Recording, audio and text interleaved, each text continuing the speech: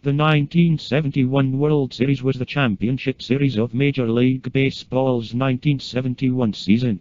The 68th edition of the World Series. It was a best-of-7 playoff between the defending World Series and American League champion Baltimore Orioles and the National League champion Pittsburgh Pirates. The Pirates won in 7 games.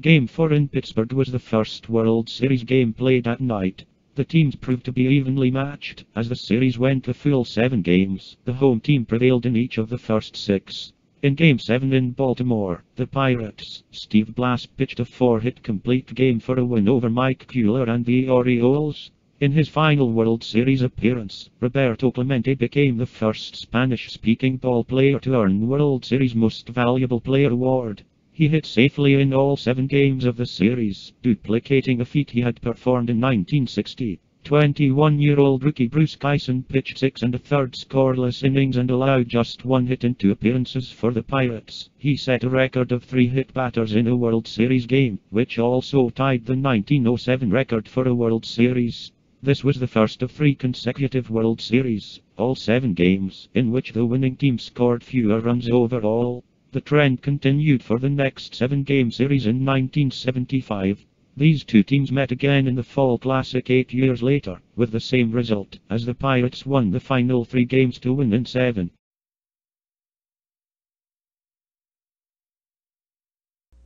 Don Buford is the leadoff man. And now with pleasure, ladies and gentlemen, to bring you the first half of Game 3 of the 1971 World Series, here is Jim Simpson. Thanks, Bill O'Donnell. Buford, a switch hitter, will bat left-handed, of course, against the right-hander Steve Blass, who's had 2 poor outings in the National League Championship playoffs. Starting twice against the Giants, failing to finish neither time. Throws, and Buford fouls the first one off to the left, strike 1. In 7 innings against the Giants, these are the last 2 outings of Blass. 10 runs, 9 of those earned, 14 base hits. Gave up 4 home runs. Now trying to get the Pirates on the board. Orioles lead 2 games to none. Third game, first one at Three Rivers Stadium in Pittsburgh. Blass, the right-hander, ready, throws a fastball out to left field. Stargell takes a couple of steps to his left, and that's the first out of the first inning. Merv Retman, the batter. 333 during the series, 318 during the regular season, third behind Tony Oliva of the Twins and Bobby Mercer of New York. And Retman's 3-run home run in the first ball game was the big blast for the Orioles in their come-from-behind win over Doc Ellis. Blass ready to throw on a sunlit day, throws too low, inside, ball 1 to Retman. Boog Powell, hitless in the series, is on deck.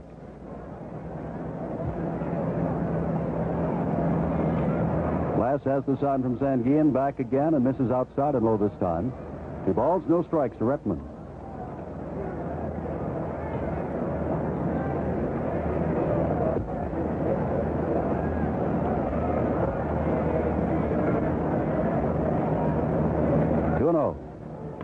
Ground ball. Alley, playing at shortstop today, has a little trouble with it, but up in plenty of time to throw out Retman.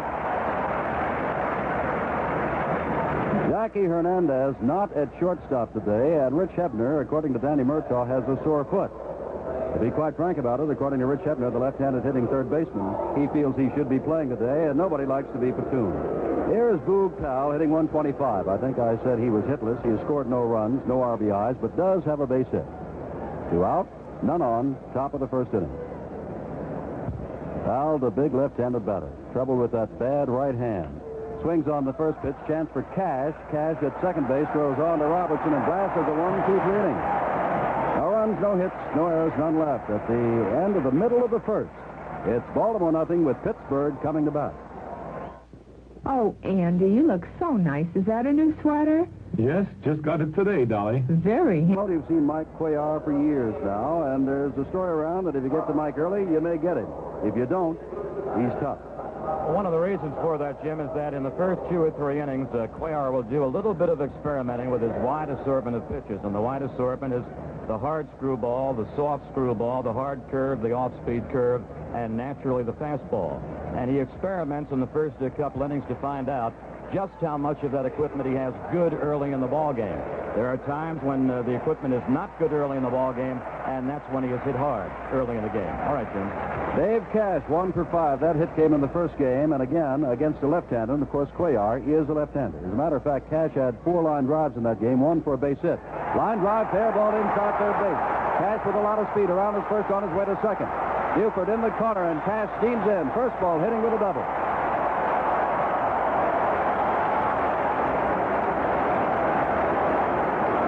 Cash loves those left-handers. As we said, 1 for 4 against McNally, but hit all 4 pitches very hard. And this one was just inside the bag at third.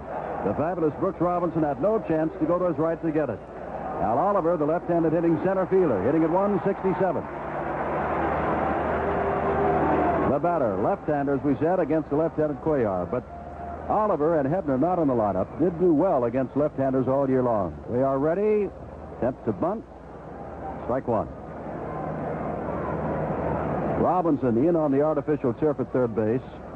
Powell playing back against the left-handed swinger. No score last to the first. Third inning of the World Series. Cuellar pitching from the stretch. Looks back. Throws. Off-speed pitch. It's too low. 1 ball, 1 strike to Oliver. With Roberto Clemente hitting .444 in the series.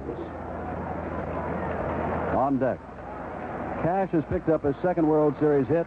Nobody else aside from Clemente has more than 1, and the Pirate fans come alive. Their team is down 2 games to none. Cuellar ready, off speed again. This time he's got Oliver out in front of it swinging. That is 1 ball, 2 strikes. You'll recall McNally in the first 3 innings on Saturday. They were rained out on Sunday. And Palmer in the first 3 innings yesterday had a tough time against the Pirates. Well, Cuellar starts out with a leadoff double given up to Dave Cash. 1 ball, 2 strikes, back, off-speed pitch. Powell gloves it, backhands it at first base, throws to Cuellar, coming over, drops the ball. Ball is picked up. Cash cannot advance from third base. Ball was cleanly backhanded. Cuellar a little slow in getting over to cover. Ball was dropped by Cuellar, and the runners are at the corners. And thus far, we have not had a ruling whether that is an error on the throw or on Cuellar or a base hit. Jim, Cuellar didn't hook off that mound and get to the bag as quickly as I think as perhaps Powell had expected or Cuellar himself would have liked. And by the time Cuellar hit the bag, he hit the bag kind of lazy-footedly and had trouble both getting to the bag and making the reception of Powell's throw. Here is Roberto Clemente stepping in.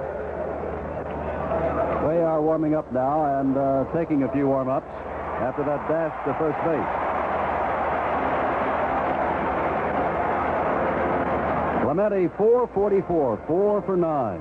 He has hit in 9 consecutive World Series games, every one in which the fabulous Roberto's participated, in 1960 and again in 1971. A couple of doubles. Down in Baltimore. Comes up with runners at the corners, first and third. None out. No score. Last of the first inning. Cuellar trying to get out of trouble. The ball is fouled off to the right by Clemente.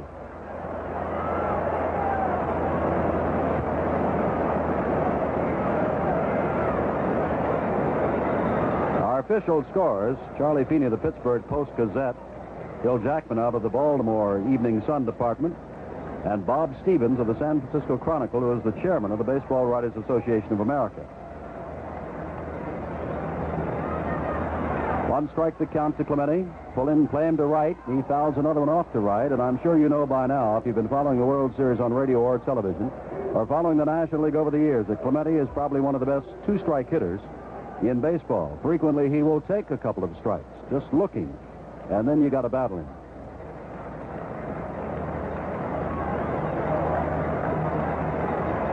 Right-hander Clemente waits, fouls another one off to the right, and again it makes the seats.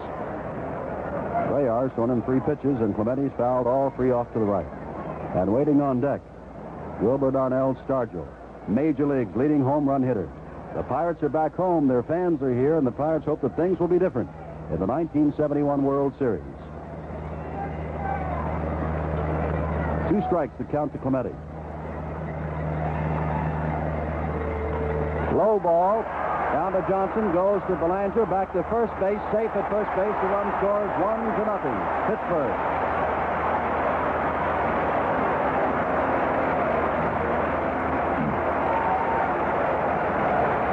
Clemente gets the RBI. He is safe at first base.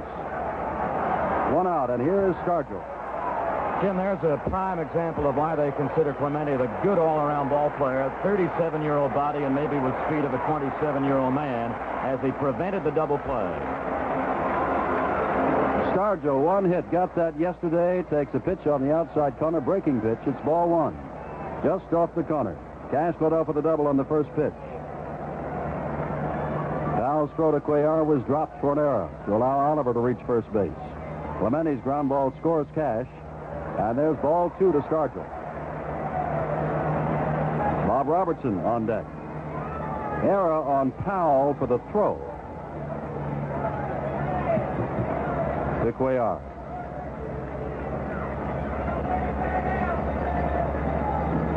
They place Stargell, of course, around to the right and very deep. Pitch is low. It's 3-0 to Stargell. And Bill and I were talking about the fact if you are to get to Cuellar, get to him early. Now, of course, not all of this is of Cuellar's doing. The double is, but not the error. And the forced play scored the run. High, and on 4 pitches, Stargell draws the walk. Clemente walks down to second base.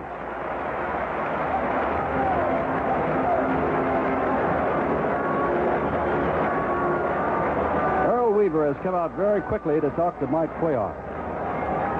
Weaver made the statement last night after the game, despite the fact that the Orioles are 2 games up on the Pirates, that tomorrow's game, meaning today's 3rd game, is the most important game of the year as far as he's concerned. Forget the first 2. You got to win 4. Dave Leonard has come out and started to warm up. Right-hander for the Orioles. In the last of the first inning, Baltimore went down 1-2-3 in the first inning, but that's nothing new for the Birds. They've done it in all 3 games thus far. Pittsburgh, now with 1 out, Clemente at second, Stargell at first, Robertson the batter, 0 for 6 in the series, has struck out 3 times and has 3 walks. Cuellar ready, drive, foul, off to the right, upstairs. Robertson, the first time up in the National League Championships after coming home from San Francisco, drilled a long home run. About 415 feet away to dead center field. That was just after having hit 3 home runs in the Sunday championship game in San Francisco. Strike 1 to count to Robertson. Cuellar back, it is too low. 1 ball, 1 strike. Now Robertson, of course, is a right-handed hitter. Oriole outfield pulls around to left.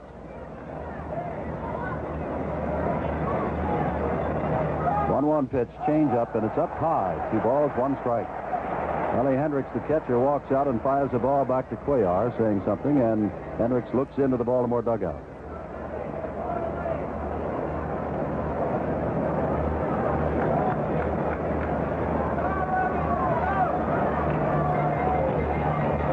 Left-hander ready. Looks and throws a fastball. It's fouled back.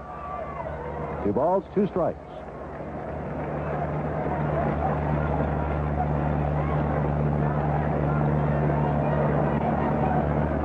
Infield looking for the double play. Robertson does not run well, then bothered with bad knees, and so is Stargell over at first base.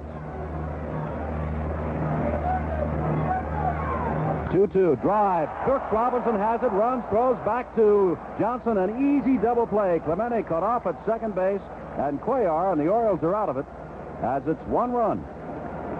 And that run is unearned. Make that earned run, we now understand. 1 run. It is earned. On 1 base hit, there were no 1 error. Well, let's go again. 1 run, it is earned. 1 base hit, there was 1 error, and 1 man left. At the end of 1, the fact remains the Pirates got the 1, and they lead the Orioles 1-0. Very good. Thank you. Bill O'Donnell and Jim Simpson with you at Three River Stadium in Pittsburgh. We have finished the first inning of Game 3. The Pirates 1 run, 1 hit, no errors. The Orioles 0 runs, no hits, and 1 errors. A 1-0 Pirate lead to the top of the second, and Jim. Steve Blass throws inside and low to Frank Robinson, the leadoff batter, who is hitting .625. 5 hits in 8 attempts. 1 home run, 1 RBI. He has scored 3 times. Blass, the right-hander, working with a 1-run lead, throws a hard slider that misses. It's 2 balls, no strikes. In the last 5 series games in which Robinson has played, he's hit over 500, 524. Already some paper has begun to flutter around Three Rivers Stadium. They love to have paper when the Pirates do something good. You should have seen it here when they clinched the playoff series to go on to play in the World Series against Baltimore. Picking up newspaper, streamers everywhere. Out of the screen by Frank Robinson. It's 2 balls, 1 strike. Robinson, right-handed batter. Blass ready to throw. Fastball, and blew it right by Robinson, who was swinging. 2 balls, 2 strikes. Orioles went down 1-2-3 in the top of the first inning. Blass now doing a little gardening on the mound, walking out in front. Play Frank Robinson around to the left and rather deep. 2-2 the count, and he strikes out on a high fastball. Swinging.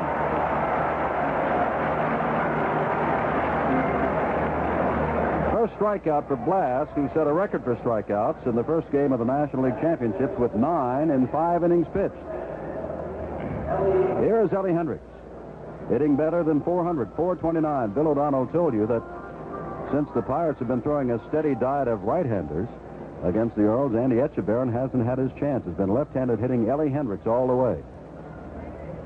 Blass ready to throw, changes, takes something off the pitch, and it drops over. Strike 1. Only Bob Beal, who pitched to a couple of batters yesterday, he is the only left-hander to face the Orioles. Inside, low, 1 ball, 1 strike to Hendricks. Down around the Ellie's ankles. Not quite a full shift. Alley has pulled over almost in back of second base for the pull hitter Hendricks. Oliver's way around in right center. Again a changeup outside. 2 balls, 1 strike.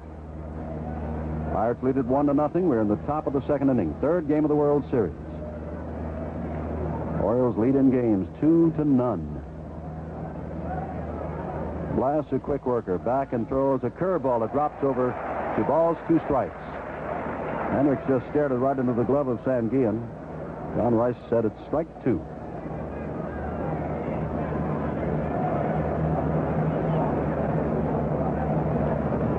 Now Hendricks backs out. Hendricks has fine power. Only 9 home runs all year, but at one time he was the Mexican League home run hitting champion. Does have good power. There's another curve. Misses outside, although this time Blass didn't think it missed. 3-2. First full count of the ball game.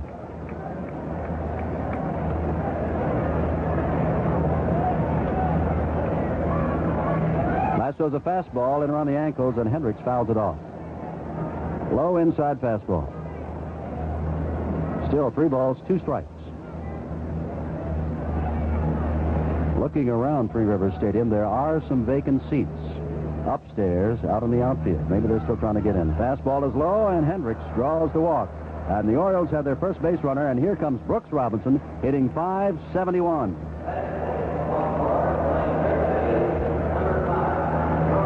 Robinson had that great play against Sanguillen yesterday. Also tied a World Series record by, in appearing 5 times at bat, reaching base 5 times. 3 base hits and a couple of walks. Grabbed a line drive, turned it into a double play to end the Pirates' first, in which they scored a run here at Three Rivers Stadium. Out of the stretch, Blass throws, and it's up high. Inside to Robbie. And it's 1-0.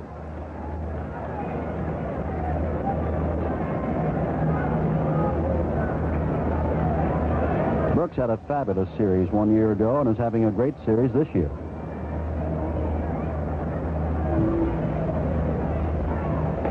Back with the fastball, it misses. 2-0. But in the championship series against the Giants, the Pirates only hit 6 balls to the third baseman. That was in a total of 4 games. Primarily a right field hitting ball club, and the chances for Brooks are few and far between, although he had that great play yesterday and the double play today.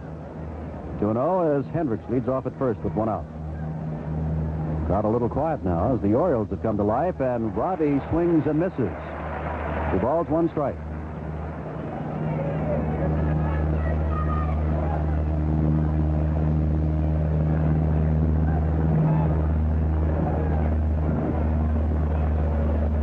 Blass ready, throws low and away.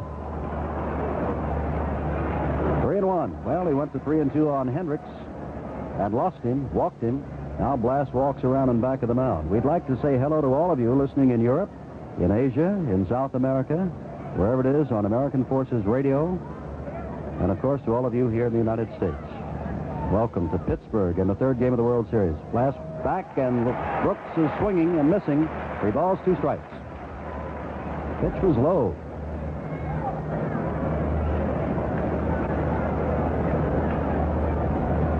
Blass does a lot of walking around on the artificial turf around the mound, and once he steps back on the mound, he does a lot of gardening. This time he steps in ready for business. On 3-2, Brooks Robinson waits.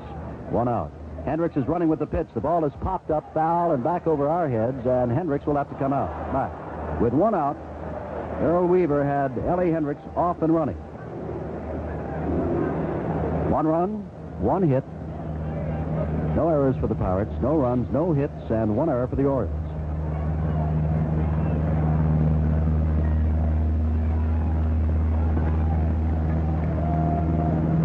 Blass ready, throws inside, foul back again. Brooks Robinson fouled that one back off his fists. Still 3-2.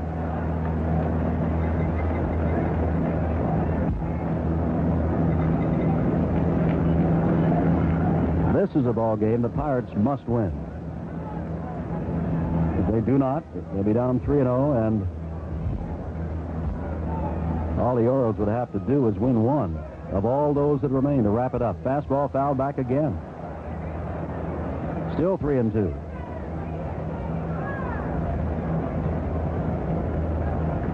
Yesterday, the Pirates used 6 pitchers, and only Dave Justy, who may have been out there for the exercise, was effective.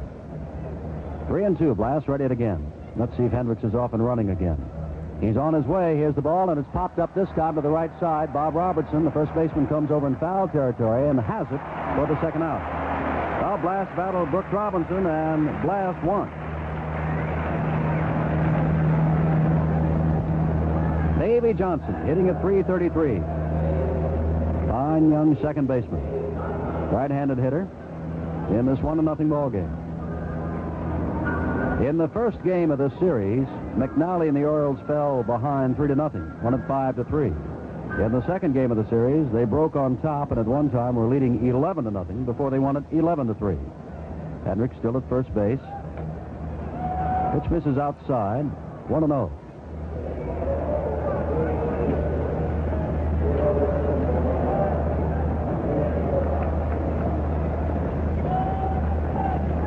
Blass had 5 shutouts during the regular season. Another pitch down low. It is 2-0. And that tied him in the National League along with Al Downing, who's got to be the comeback player of the year, Bob Gibson of the Cardinals, and Milt Pappas of the Chicago Cubs.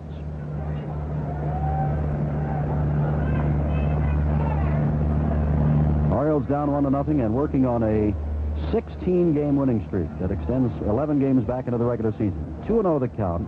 Blass ready, throws low and inside, and it's 3-0 now to Johnson with Belanger on deck.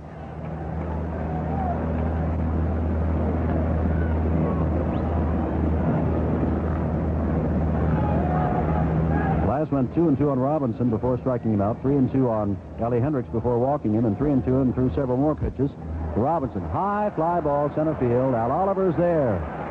Waits for it to come down and takes it for the third out.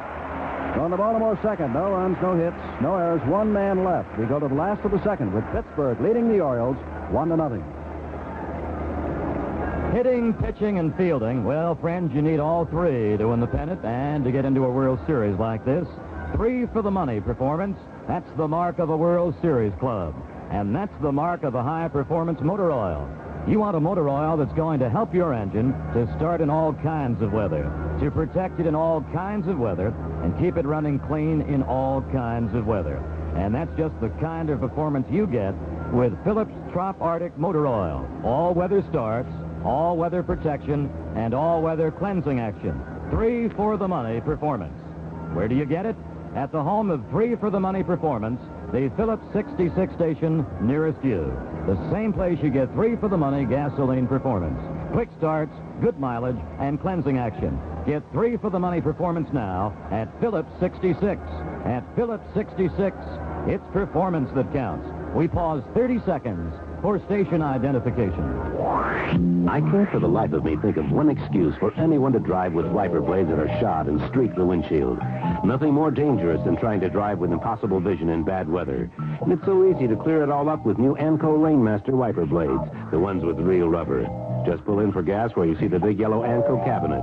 Have the man snap on a new pair of Anco blades or refills while he fills your tank. That's Anco by Anderson. WNBC, AM and FM, New York. Together with Jim Simpson, Bill O'Donnell returning with you here at Three River Stadium in Pittsburgh in Game 3 of the World Series.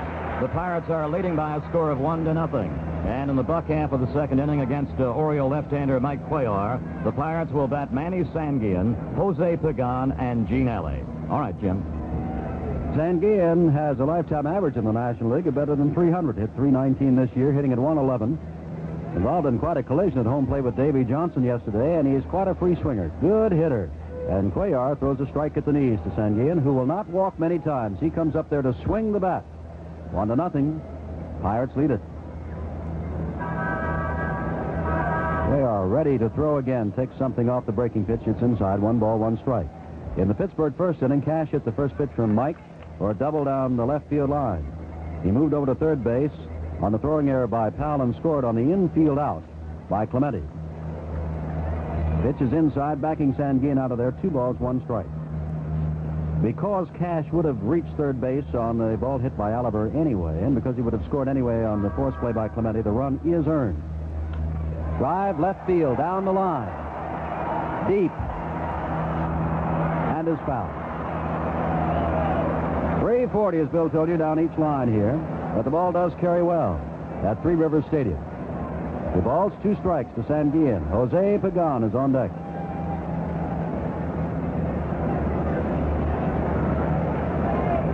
They play Manny just about straight away. Cuellar ready, throws. The ball is hit to right field this time. Robinson broke in, now goes back near the Dorning track and almost takes it over his shoulder with a casual catch for the first out of the Pittsburgh second. Well, Sanguillen pulled the first one down the left field line and then punched the right one to deep, the second one to deep right. That's why they play him straight away. Here's Jose Pagan, 0 for 4 in the first game.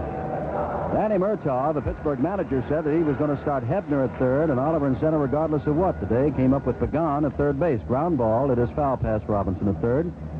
Murtaugh said it's because Hebner bounced the ball off his ankle yesterday while taking his swings and had a sore foot. Hebner says, I want to be playing. But Pagan is in there. 1 strike to count. Pitch is high and away. It's 1 ball, 1 strike. Pagan had a great series, batting well over 300. While playing for San Francisco against the Yankees back in that long rain-delayed 1962 series. Swing and a miss. It's 1 ball, 2 strikes.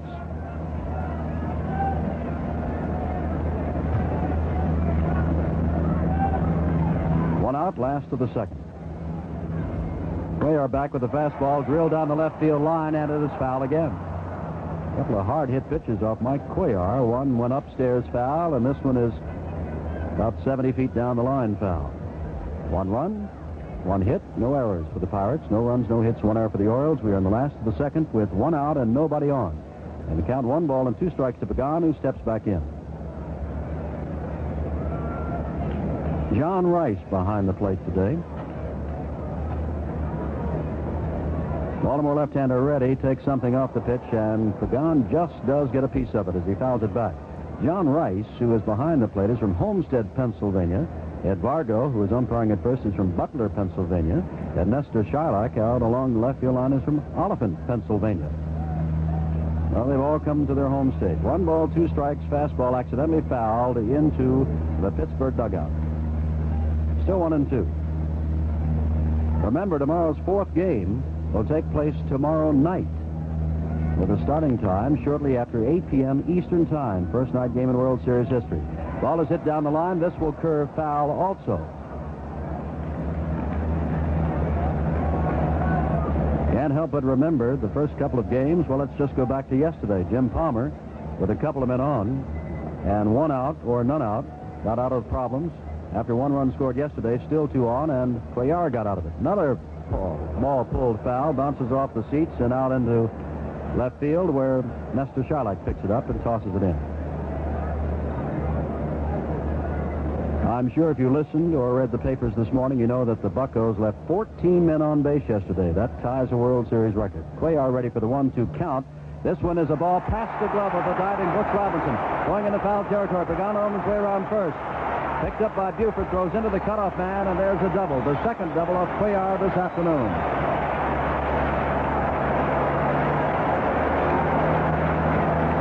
And Gene Alley comes up in this 1-0 ball game. Robinson dove to his right, but the ball was down the line with a double. Here's Alley up for the first time in the World Series. Jim, both these extra base wallops by the Pirates. Cash to lead off the bottom of the first, and now Pagan with one out here in the second. Both two baggers have been against off-speed Cuellar curves. Ground ball. Davy Johnson, second base, goes down to one knee, throws on to first. There are two out as Pagan moves easily to third base, and Steve Blass comes up.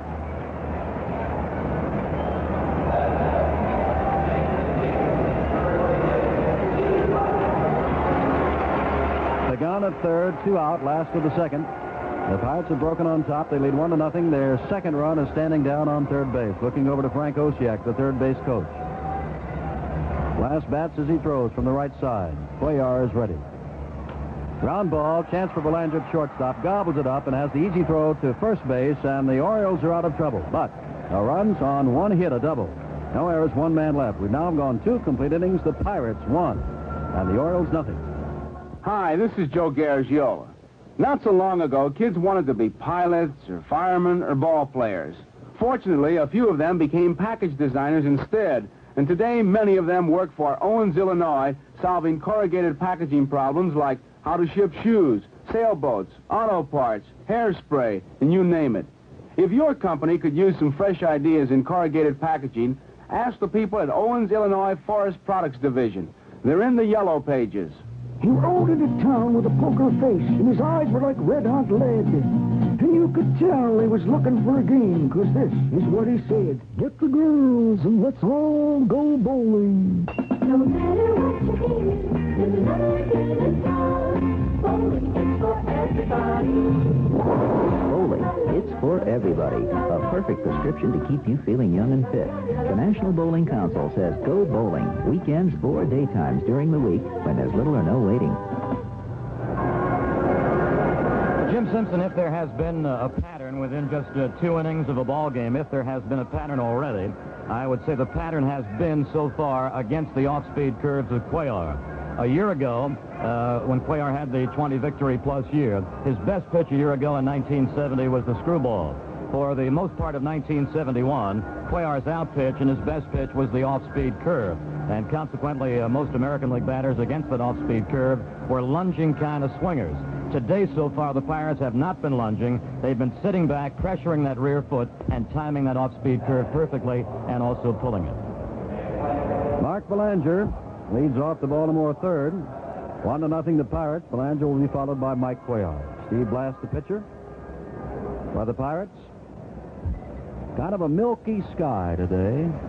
Very high, just very stringy, misty-looking clouds. Beautiful day in Pittsburgh with the temperature near 60 degrees. Blass ready, throws low to Belanger. Belanger hitting .286 in this thus far short series. 1-0. Back with the three-quarter delivery, strikes. Hard slider, drops over. It's 1 ball, 1 strike.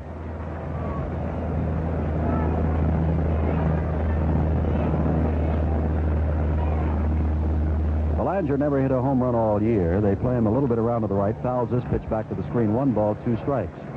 But Belanger did have a fine year, hitting .266. His previous best year over the .280 mark a couple of years back. Mark from Pittsfield, Massachusetts, came into the league known as a glove man, a man that looked like Marty Marion, but don't count on him to hit too much. In '69, had a great year, and in this year, one of his better years, hitting well over .260. And when you do that with his glove, you've got quite a shortstop. 1 ball, 2 strikes, changed, and just misses. Don Rice calls it ball 2, 2-2.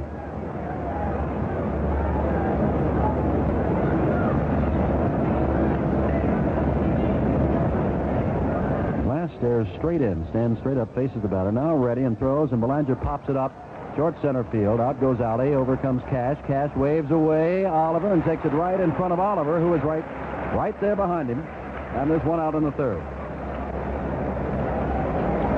Usually it is the on-rushing center fielder who will call off the infielders. Cash came over from right to left. Alley went back from left to right. Oliver came in. Cash waved them both off, and Cash and Oliver almost as if one. One out, and here's Cuellar.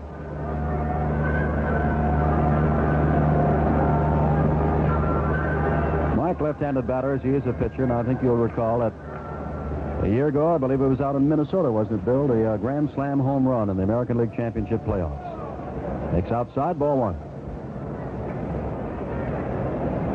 1-0 the Pirates. One out, top of the third. Blass right back with a fastball that's fouled off and will make the seats and back at third base. Jim, one of the ironies to that Grand Slam home run you just commented about a year ago in the American League Championship Series, when Cuellar hit that home run, he pulled it down the right field line, took about 2 or 3 steps out of the batter's box and began to come back to home plate. He thought it was going to go foul. Slider misses outside, 2-1.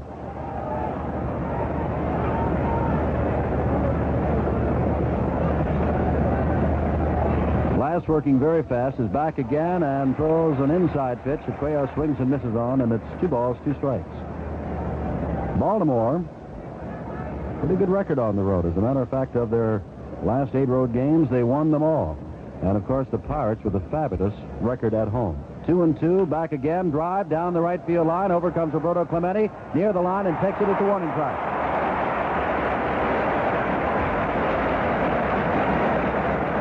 Two down, and we go back to the top of the order, and Don Buford, who lined to Oliver in center field back in the first inning. Pirates lead it by 1. Top of the third inning. Tomorrow's 4th game, a night game, and I can guarantee you one thing. In the hills of western Pennsylvania, bring your top coats. Buford's only had one opportunity to bat from the right side in the series. That was against Veal yesterday. The Orioles call him their best leadoff man in history, reaching base more than 40% of the time. Takes a slider on the outside corner, strike 1. That hard slider Bill was talking about. No balls, 1 strike. Blass ready to throw. Changes on a breaking pitch, and way out in front is Buford, swinging strike 2.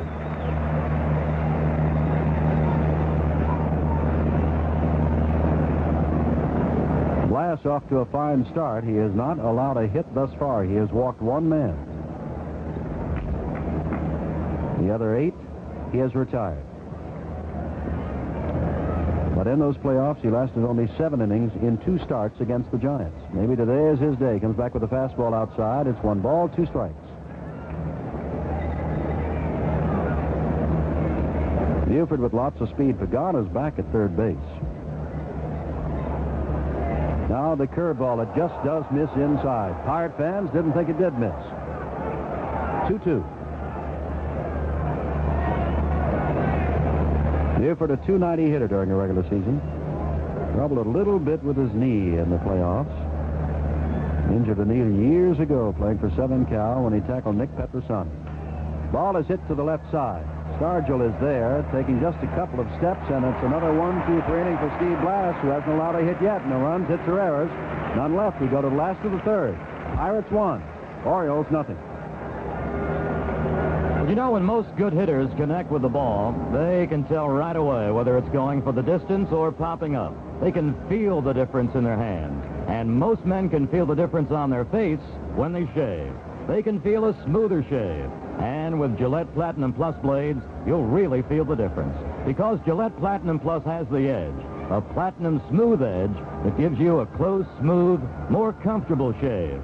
So if you're not using them, try them. You'll feel the difference with Gillette Platinum Plus blades. All right, my boy. We'll see how great this Gillette dry look is. We'll test it on the Frankenheimer Monster. First, set the adjustable valve for the control he needs. Now, I think he likes it. Yes, look at his hair. So natural, dry. Why, he looks almost human. You're welcome. Please, Monster, keep the Gillette dry look, but no hugging. Bill O'Donnell and Jim Simpson with you at Pittsburgh. And with the Pirates coming to bat in the bottom of the third, they lead by a score of 1-0. 1 run, 2 hits, no runs, no hits for the Orioles. And in the first 3 Baltimore trips to the plate, Steve Blass has accomplished in Game 3 what Doc Ellis in Game 1 nor Bob Johnson in Game 2 were able to accomplish, namely pull Baltimore scoreless. Dave Cash takes a fastball in the outside corner. Cash, the first time up, saw a changeup and pulled the first pitch he saw for a double inside the third baseline. Strike one, and Cuellar's right back. Sinking pitch. It's 1 ball, 1 strike as it misses. Cash scored the only run of the ball game after the double, moving on to third base on Oliver's ground ball, in which Powell made a throwing error, and scoring on Clemente's ground ball to the second baseman. 1 ball, 2 strikes. This pitch catches the outside corner, and Dave Cash steps out to question John Rice and holds the bat in both hands, now steps back in, indicating how far off the plate it was. This one is in the dirt, and it's 2-2.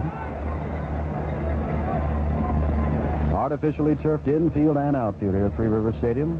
Much unlike down in Baltimore, where Memorial Stadium has new sod as a result of football games, a lot of rain. There's a drive into short center field. Retman is right there to take it.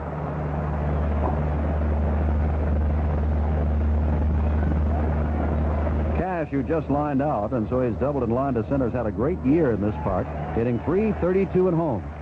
Here's Al Oliver. Hit a ground ball that Boog Powell backhanded at first base. His throw to Cuellar was off the mark, and Powell drew an error. Back in the first inning, Oliver up for the second time, takes a breaking pitch outside. It's ball 1. Oliver, left-handed batter. Hit .282 with 14 home runs during the regular season. Left-hander back. Ball is hit off the left side. Over goes Belanger, Robinson, and now Buford is over there. Foul territory, and he has it down the foul line in left. There are 2 out. And here comes Roberto Clemente. Clemente hitting at .444 starting today. Failed to get a base hit. He has hit in 9 straight World Series games, but he had ground ball did drive in the only run of this game.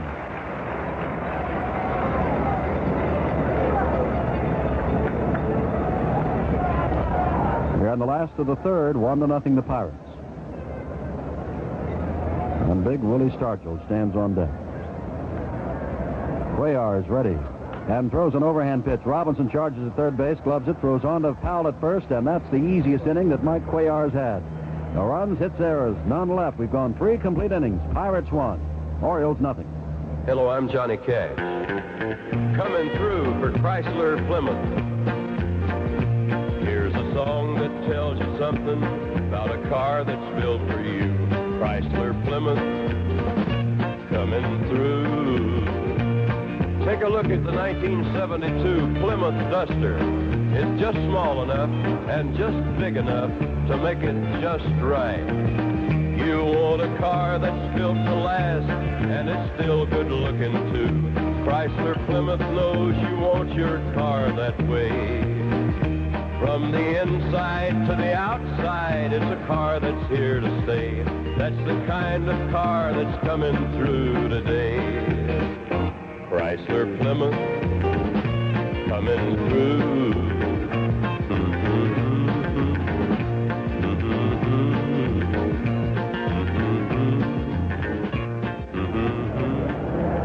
Well, through the first 3 innings, the Pirate right-hander Steve Blass has allowed the Orioles only 1 base runner. That's when he walked Elrod Hendricks on a 3-2 pitch with 1 out in the top of the second inning. He cut down Baltimore 1-2-3 in the first inning. He cut them down again 1-2-3 in the top of the third, and now in the top of the fourth. It'll be Blass to face Rettenmund, Powell, Frank Robinson, and here's Jim Simpson.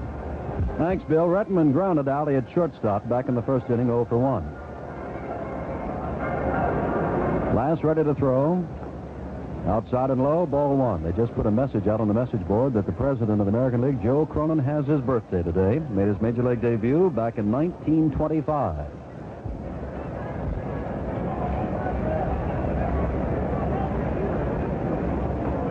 Blass throws low. It's 2-0, which brings to mind that Tony Kubek, former Yankee and for the last 6 years a member of the NBC baseball crew, has a birthday today, and a native of the Pittsburgh area, the second baseman of the Chicago Cubs, who was hurt in the late season while making a run for the batting championship, Glenn Beckert, has a birthday today. 2-0, Blass throws, swing and a miss by Retman. It's 2 balls, 1 strike. Orioles won the first game 5-3 on home runs, won the second game 11-3 on 14 singles. They haven't had a base hit of any kind, and this is the third game. 2-1. Blass ready, throws. It's on the corner, on the outside corner. Retman steps out. Did not think so, and stares out toward right field. 2 balls, 2 strikes. Retman with fine power. 11 home runs, 75 RBIs during the regular season. Has a closed stance from the right side. Ball is hit off the end of his bat out toward right field. Clemente on the run, still running. Now they're near the line and makes the basket catch for the first out of the Baltimore fourth. Boog Powell hit the first pitch and grounded the Cash to end the first inning. You keep waiting for Powell to break out of it. He has been trouble with those torn tendons on the back of his right hand. Thought he had broken his wrist again. That is not so. Can play. The shift is on against him around to the right as he takes a breaking pitch for strike 1. Alley is over on the first base side of second.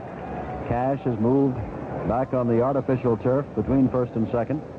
Robertson very deep. Oliver around to right center. Clemente near the line.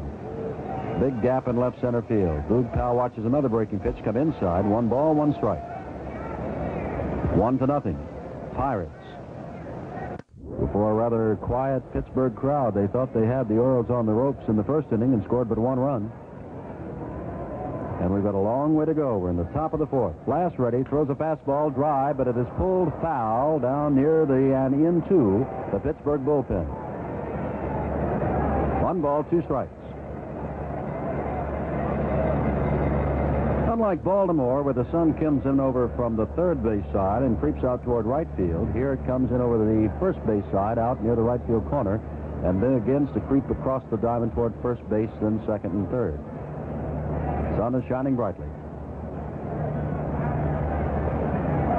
Blass took so long that Powell steps out, gets a little dirt on his hands.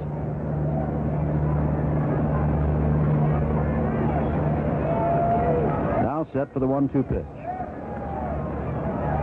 Changed up, breaking pitch inside. It is 2-2.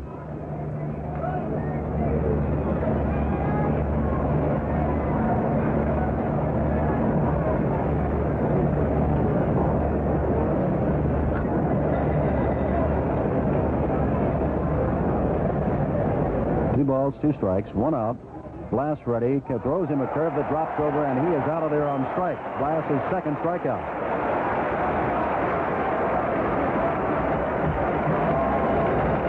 And here's the other man that struck out, swinging at a fastball, Frank Robinson, who started off the second inning by striking out. Frank went down on the swinging fastball. Powell looked at a curve that dropped over.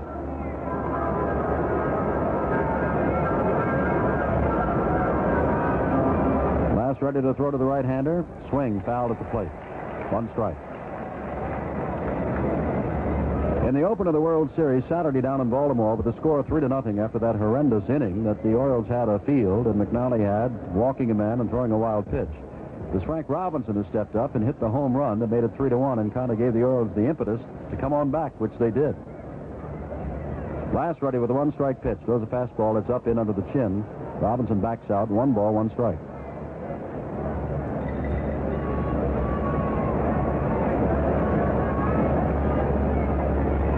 Pirate crowd rather quiet since the first inning in which Pittsburgh scored its only run. And the only run of the game. Blass ready, back with another fastball. It's out to right field. Clemente only has to move a few steps off to his left, waiting, and there's the basket catch again. The runs, hits, or errors. Nobody's had a hit off Blass yet. We go to the last of the fourth, and it's the Pirates 1, the Orioles nothing. The retail store employees unions are well known for their achievements on behalf of more than 600,000 members. Their union agreements with employers provide for good wages, liberal hospitalization, and retirement plans. They vote on their union agreements by secret ballot. The Retail Clerks Union urge all adult Americans to be sure and register to vote. This message from the Retail Store Employees Union in your community, chartered by the Retail Clerks International Association in Washington. 20006.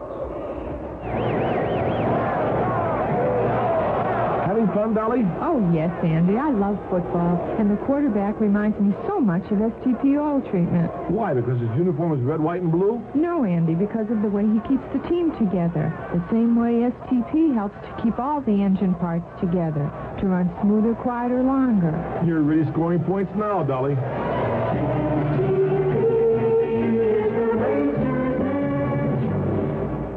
Right now, we pause 30 seconds for station identification. Easy to forget about your wiper blades if you have the hidden wipers on your car. Out of sight, out of mind. But the rubber can go dead just as quick on hidden wipers as those out in the glass. When it does, stop where you see the big yellow Anco wiper cabinet. Let the man at the pump replace or refill your streaking wipers with fresh new Anco Rainmaster wiper blades. He can do it in seconds. Anco by Anderson, the windshield wipers specialist. WNBC, AM and FM, New York. Back in Pittsburgh, Jim Simpson with Bill O'Donnell. Willie Stargell steps in and takes a breaking pitch outside from Cuellar. Ball one. Stargell has hit 21 home runs here at Pittsburgh during the regular season. The other 27, of course, came on the road as he led the major leagues with 48. 1-0 the score. Cuellar right back, breaking pitch, catches the outside corner, strike one. 1 ball, 1 strike to Stargell. But Bob Robertson, another slugger, waiting on deck. 1-1 the count. Overhand breaking pitch, misses down low. 2 balls, 1 strike. Naturally, Don Leppert, the first base coach, backs out of the coaching box and way down the line against this left-handed pull hitter Stargell. Low again. It is 3 balls, 1 strike. Bretman over in right center field. Belanger is on the third base side of second, but deep and very near the bag. 1-0 the score, 3-1 the count to Stargell. Let's see if he's swinging on 3-1. Comes back with a high fastball, never gets a chance to swing, draws a walk. Second given up by Mike Cuellar.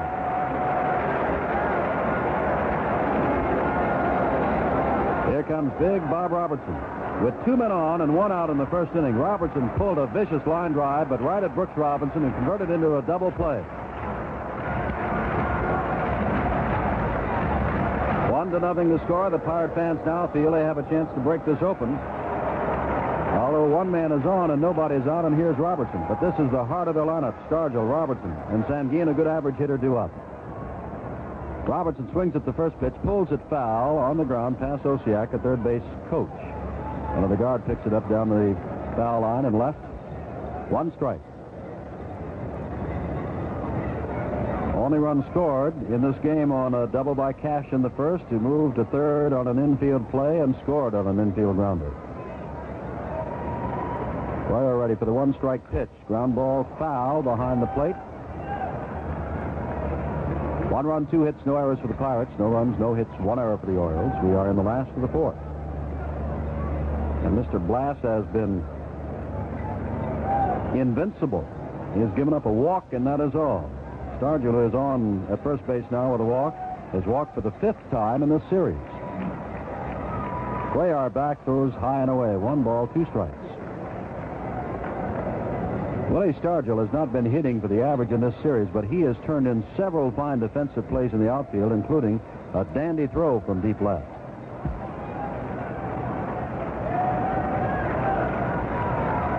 One and 2. Pitches in the dirt. Hendricks keeps it in front of him. It's 2-2. Baltimore bullpen was busy back in the first inning. Dave Leonard was up and throwing. Nobody is up and throwing now.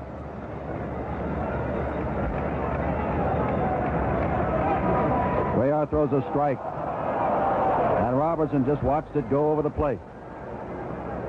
And says something as he walks away from John Rice. Hard breaking pitch that dropped across the plate.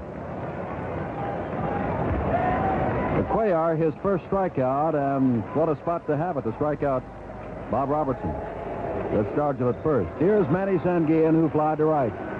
Sanguin, you'll recall, pulled the ball down the left field line foul, and then the next pitch he flied to right field. He can hit the ball to all fields, has occasional power, but is up there to swing, not to take pitches.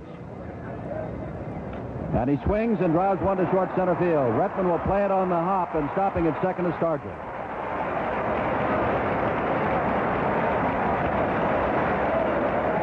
Base hit off Cuellar and brings up Jose Pagan, who has 1 of them. A double down the left field line inside the bag at third base. back in the second inning.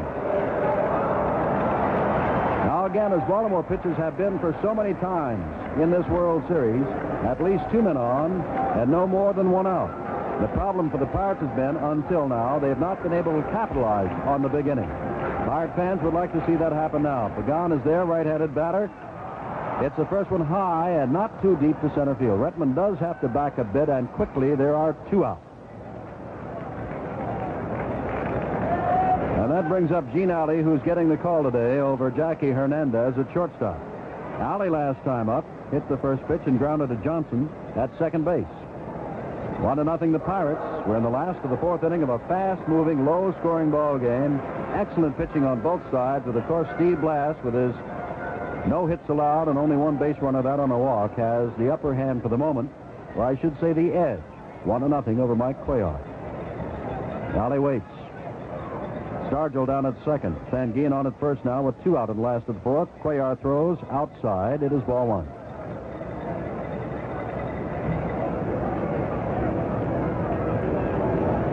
Only 4 teams in history have come back to win a best-of-7 World Series. After dropping the first 2, the Pirates would like to become the 5th team in history. Cuellar is back again and misses outside again. 2-0. Steve Blass, the pitcher, is on deck. And although the temperature is only in the 60s here, the sun is so bright that Blass kneels on deck without benefit of a jacket. 2-0 the count. Alley waiting. High change.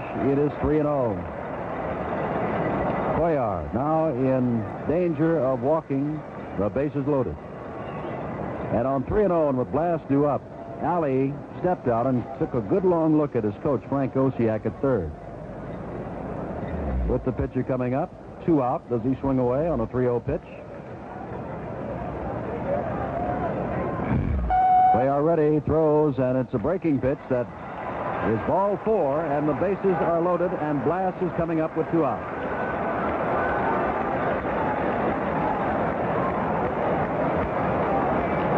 That's the 3rd walk, 2 in this inning, surrendered by Mike Cuellar. Now the Baltimore bullpen is getting busy again. Steve Blass.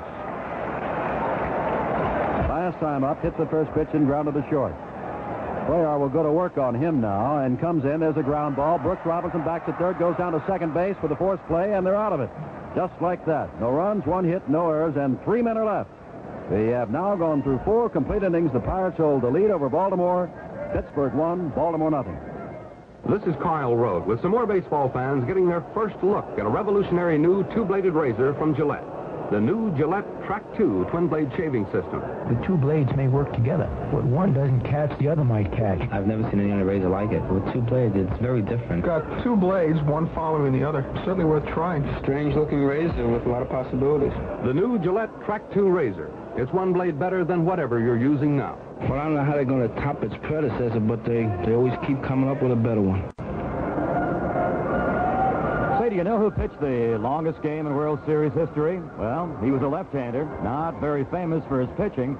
He threw 13 1/3 straight innings of scoreless ball, then won the game in the 14th inning. Of course, it doesn't take 14 innings of series action to turn the heat on.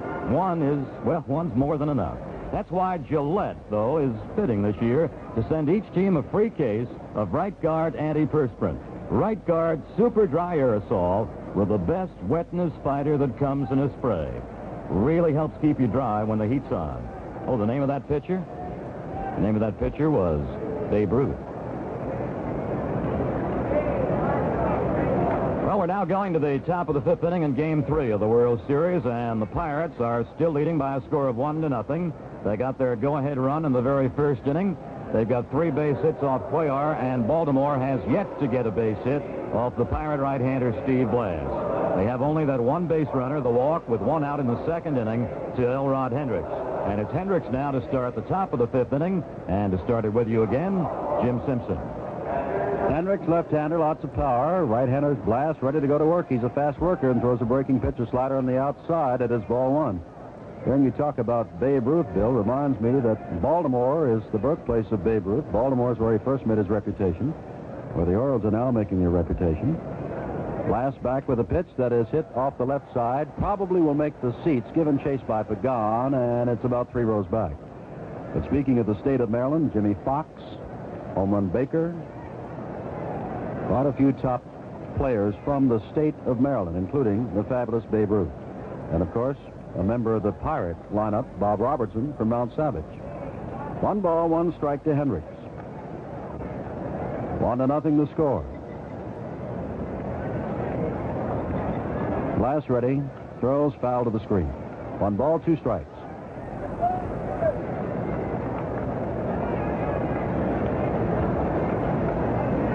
Blass has just had a super performance.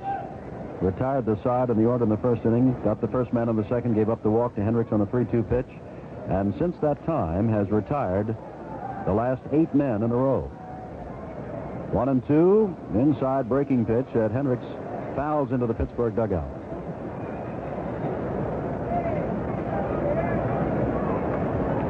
Again, as before for Hendricks, they have the shift on with Alley on the first base spot at second.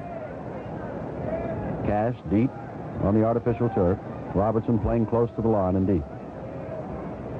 1-2, and foul tip caught by Sanguillen. Strikeout number 3 for Steve Blass. The 9th man in a row is retired.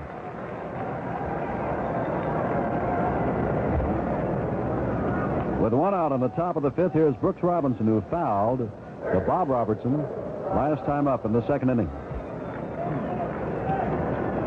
Blass throws him a breaking pitch. Strike 1.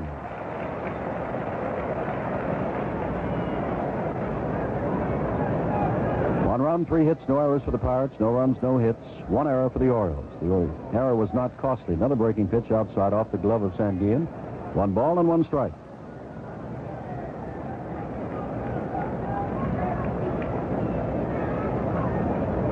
It is the Pirates who have had many scoring opportunities, and they left many on base, including 3 in the last inning. The Orioles have only had 1 base runner, high fastball, and Robinson swings and misses. 1 ball, 2 strikes. Talk about a pitcher having his, quote, stuff, end of quote. Blass has that today. Good fastball, good hard slider, and he has changed on his curve effectively. 1 ball, 2 strikes. Back again, fastball is way outside, 2-2.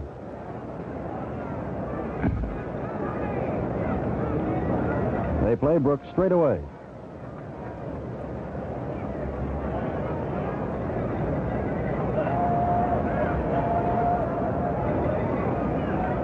Sanguillen is given a sign. Here's a curveball that has bounced foul and taken by Billy Hunter, barehanded, third base coaching box, and he tosses the ball back to Blass.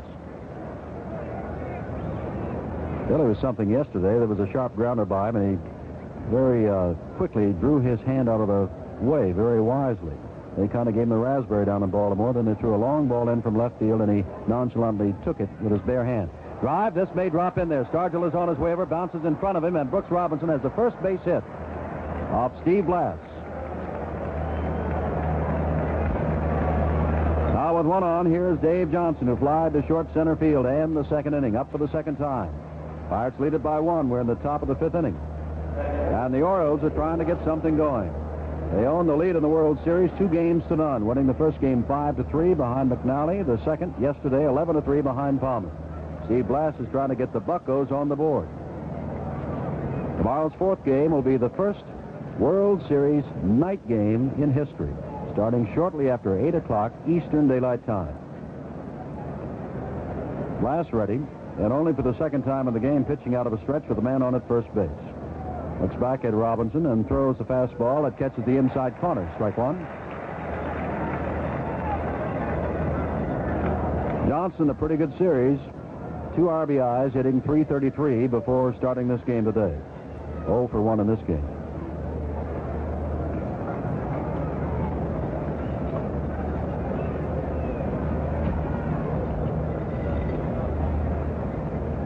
Blass back to throw again, fouled back, and quickly Blass is out in front of Johnson, 0-2. The last 19 Oriole hits in this series, including all 14 yesterday and 1 today, have been singles, all since that home run by Don Buford in the 5th inning of the first game. The Orioles have out-homered the Pirates 3-1, but not lately. 2 strikes the count. Ball, there goes the ball and the bat. The ball goes to Alley, who scoops the ball over to Cash at second for the force out. And Johnson reaches on the force. The bat wound up near the pitcher's mound. 2 out, Johnson at first, and here's Mark Belanger. Also fly to center. His only other time up.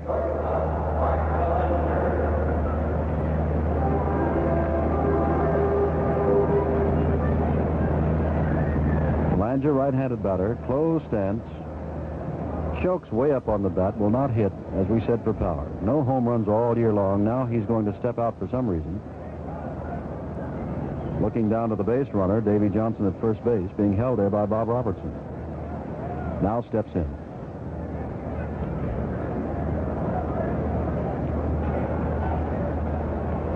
Blass checks over at first base, but Johnson is only maybe a step off at the bag.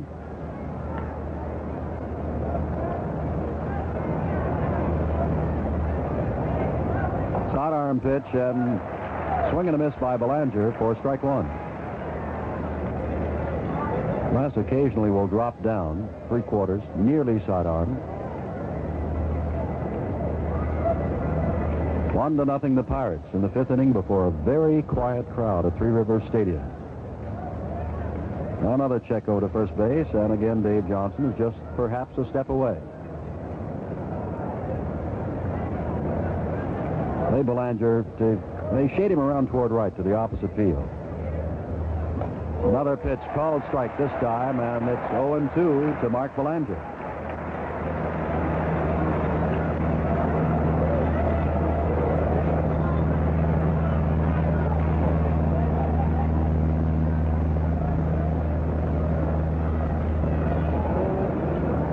Johnson just a couple of feet away from the bag, but Blass checks over there for the 3rd time, and Davy trots back.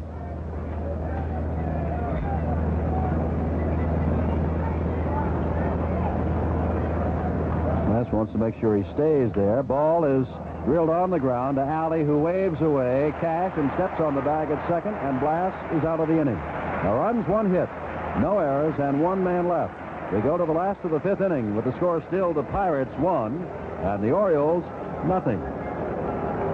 You know, it takes more than good performance for a team to win the pennant and get into the World Series. It takes great performance. 3 for the money performance. A World Series team has to excel at all 3, hitting, pitching, and fielding.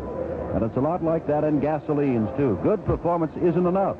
The gasoline that's going to get you everything your car has to give you great performance. 3 for the money performance. Not just quick starts, not just good mileage, not just cleansing action, but all 3. And that's just what you get from Phillips 3 for the money performance gasolines. Quick starts, good mileage, and cleansing action. And that adds up to great performance. Get it now at the Phillips 66 station nearest you. At Phillips 66, it's performance that counts. Well, we're about to move into the last of the 5th inning, and the top of the batting order for the Pirates. Davy Cash will lead it off, and he's got the only run of the ball game. In the 1st inning, he hit the first pitch down the left field line for a double, moved over on Al Oliver's infield ground ball, and scored on Clemente's infield ground ball, and it's 1-0 right there. The Pirates left a man on in that 1st inning, another on in the 2nd, and 3 in the 4th. The Orioles, who never scratched with a base hit off Steve Blass until the 5th, have left 2 men on, Hendricks, who walked in the 1st, and Johnson, who reached on a force play after the Robinson single in the 5th. So thus far, the Pirates' welcome home to Three Rivers Stadium has been a great one, but that's a very slim lead they take in to the last of the 5th inning, 1-0 over Baltimore. And for the second half of the play-by-play, let's call in from the Baltimore Orioles, Bill O'Donnell. Thank you, Jim Simpson, and good afternoon, everybody, again, as we go to the bottom of the 5th inning, and it's the top of the Pirate order. And it's Dave Cash, then Bob Oliver, and the right fielder, Roberto Clemente. Here's the windup, and Cuellar's first pitch is in. A knee-high strike to the right-hand swings of Dave Cash. He pulled a double just inside the 3rd base line in the 1st inning, and he has scored this game's only run. He flied to center in the 3rd. The 1-strike pitch by Cuellar is outside and low. 1 ball and 1 strike to young Dave Cash. Cash goes right to the front of the box now against Cuellar. Cuellar's 1-1er on the way to Cash. It is grounded foul just outside the Orioles' 3rd base dugout. Baltimore occupies the 3rd base dugout here at the stadium in Pittsburgh. And the home dugout, the Bucko dugout's on the first base side. Cuellar cranking up, and he comes in 1-2. He's inside with a fastball to Cash. 2 balls and 2 strikes. Cash began game 3 of the series at 1 for 9, so right now he is 2 for 11. 2-2 are on the way to Cash. Here's a slow trickler foul down the third base side and fielded by the Pirate third base coach Frank Osiak. So we've got a riding count now on the duel between Cuellar and Cash at 2-2. The cool Cuban against the young man out of Utica, New York, Dave Cash. 2-2 pitch coming in. Here's a high fly, dead centered. Rettenmund's got it measured. He's just moving back 1 stride, and it's in the glove. Cash guys to center fielder Rettenmund. 1 away in the Pirate 5th inning. Now to the Pirate center fielder, Bob Oliver. Safe on a throwing error by first baseman Powell in the opening inning when Cuellar was covering first base. Oliver, in his last trip in the third, fouled to the left fielder Buford. He's played into right by the Oriole outfield. High breaking ball is 1 ball and no strikes to Oliver. Oliver at the moment is 1 for 8 in the World Series. He stands in the middle of the box and he's well off the plate. The 1-0 deal. Fanned at and missed. He chased a high pitch. 1 ball, 1 strike. There's 1 away and the bases are empty and the Pirates are leading 1-0. It's a run, 3 hits for Pittsburgh. No runs, 1 hit for Baltimore. And we've got a little confab now going on between Hendricks, the catcher, and Cuellar's pitcher. Just to reset in case you're joining us along the way, and all around the world as a matter of fact. Defensively, Powell at first base, Johnson at second, Belanger short, Brooks Robinson third, and it's Buford, Rettenmund, Robinson in the outfield. 1-1 deal. Breaking ball low and outside. 2 balls and 1 strike to Bob Oliver. Oliver closes his stance just a little bit. Cuellar to his move, and in he comes 2-1. Here's a foul straight back. 2 balls and 2 strikes to Bob Oliver. He'll be followed by Mr. Pirate, Roberto Clemente. Well, the Pirate fans naturally here in Pittsburgh feel their Buck team is overdue with a bat. Breaking ball is low outside. He took something off it. 3 balls and 2 strikes.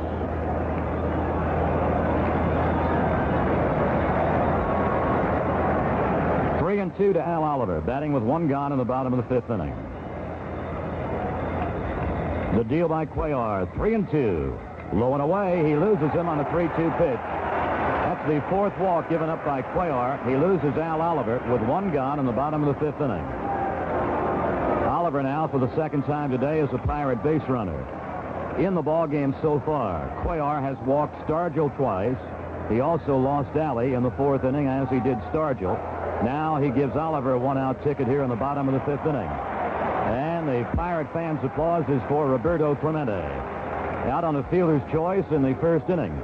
But on that ground ball, fielder's choice enabled Cash to romp home from 3rd. And that's how the Pirates are leading 1-0.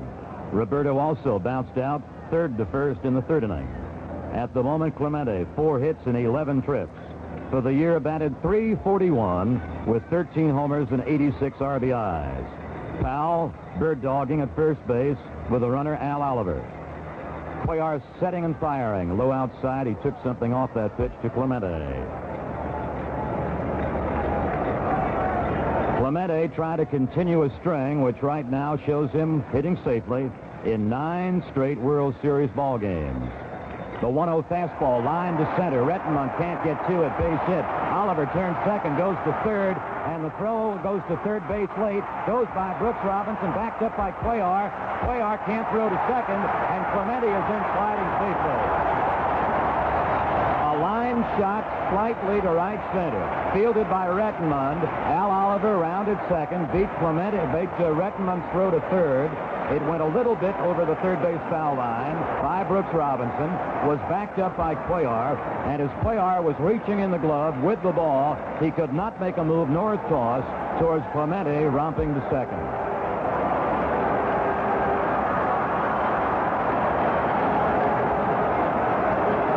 So the Pirates have 2 on, 1 out.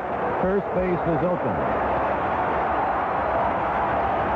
Willie Stargell against Clemente. He swings and doesn't get the off-speed breaking ball, strike 1. Clemente going to second base additionally has Brooks Robinson at third, charged with an error on the reception of the throw by center fielder Rettenmund. Pirate runners second and third, one gone. The 0-1 is inside to Willie Stargell. So give Clemente a single, a base hit to right center, advancing to second as Oliver slid safely into third, and the throw got by Brooks Robinson. The ball one, strike one deal to Stargell.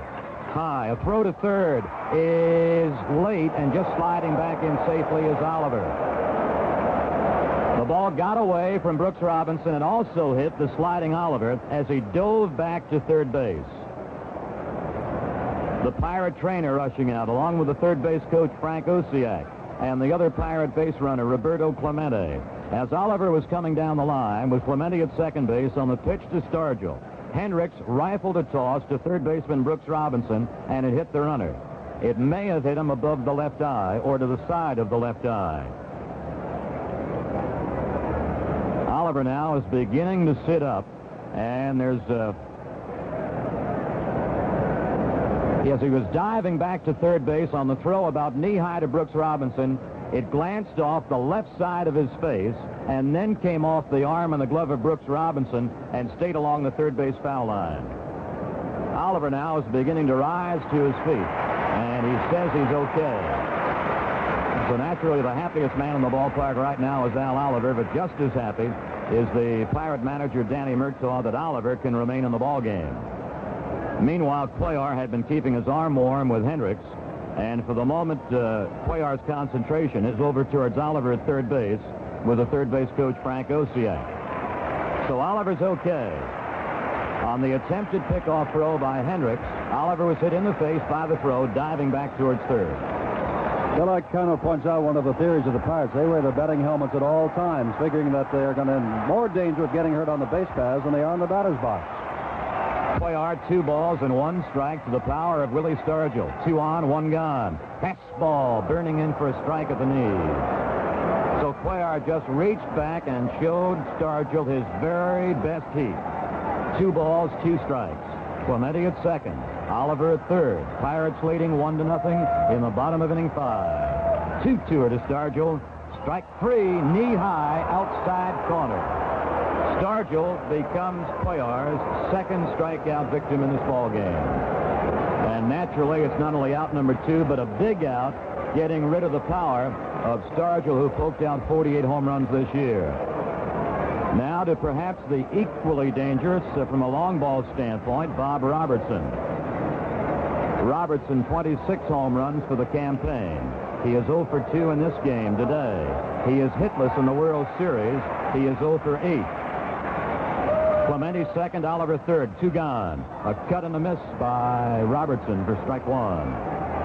Now, most of Robertson's swings are uppercut kind of strokes. He is played to full by Buford in left. He is played back halfway at third by Brooks Robinson. He is played to the hole by the shortstop Belanger. 0-1.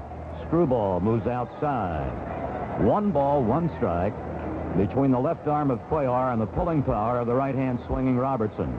He lined into a first-inning double play, looked at a chest-high fastball for strike 3 in the 4th. The 1-1 to Robertson is grounded foul out towards the Oriole dugout on the third base side.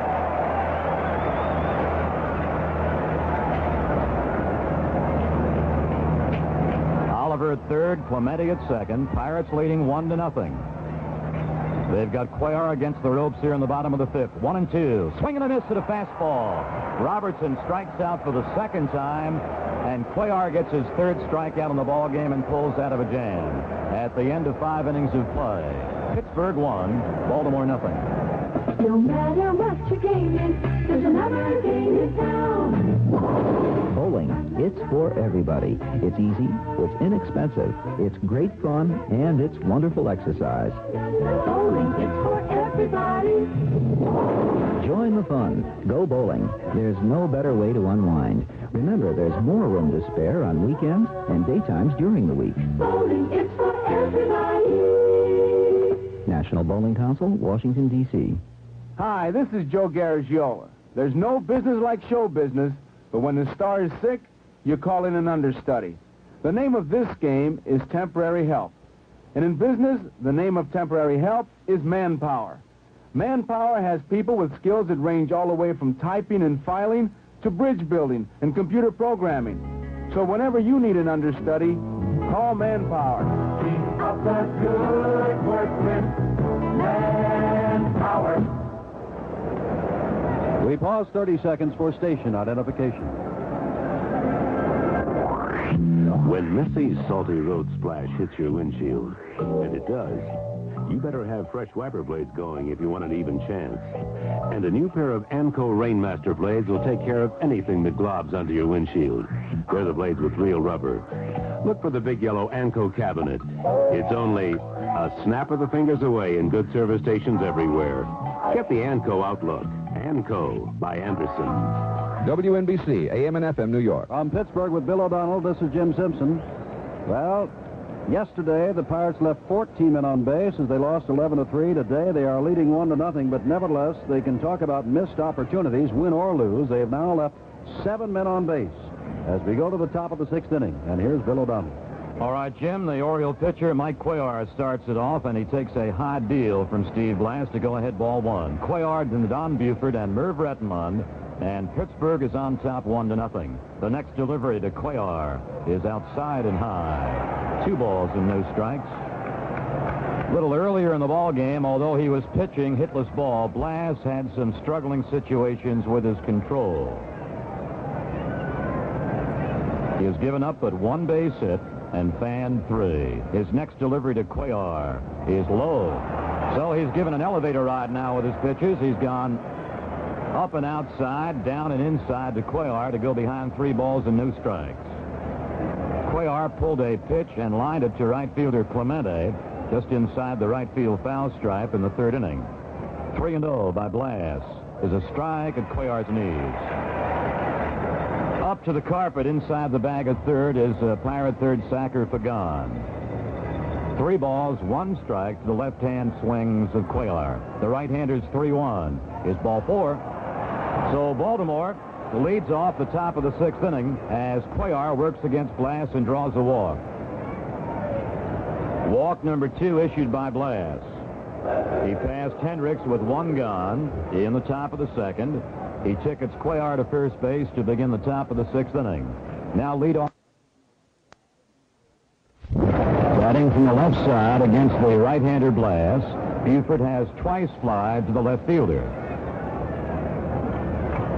Cuellar's lead at first base, and he's held there by Robertson. The pitch to Buford.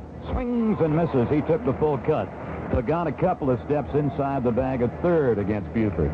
Pittsburgh 1, Baltimore 0. Game 3 and the top of the 6th inning. Clemente in right plays little Buford to pull. Stargell plays Buford over towards left. The 1 striker, but will wait on a move to first base, and Cuellar just gets there ahead of Blass's move to Robertson. Now the general consensus on the Pirate Ball Club is that 2 fellows on their staff have great moves to first base. A reliever, Moose, and this Pirate starter today, Steve Blass.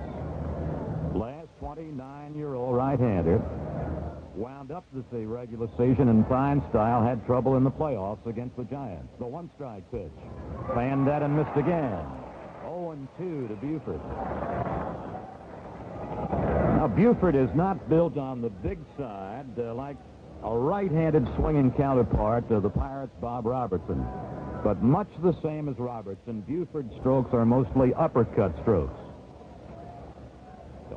Another toss to first base, and Cuellar's back safely. Still inside the bag, right on the rim of the carpet, despite the fact there are 2 strikes to Buford, is third baseman Pagan. 1 on, nobody out. The 2-striker to Buford is high and outside. 1 ball and 2 strikes.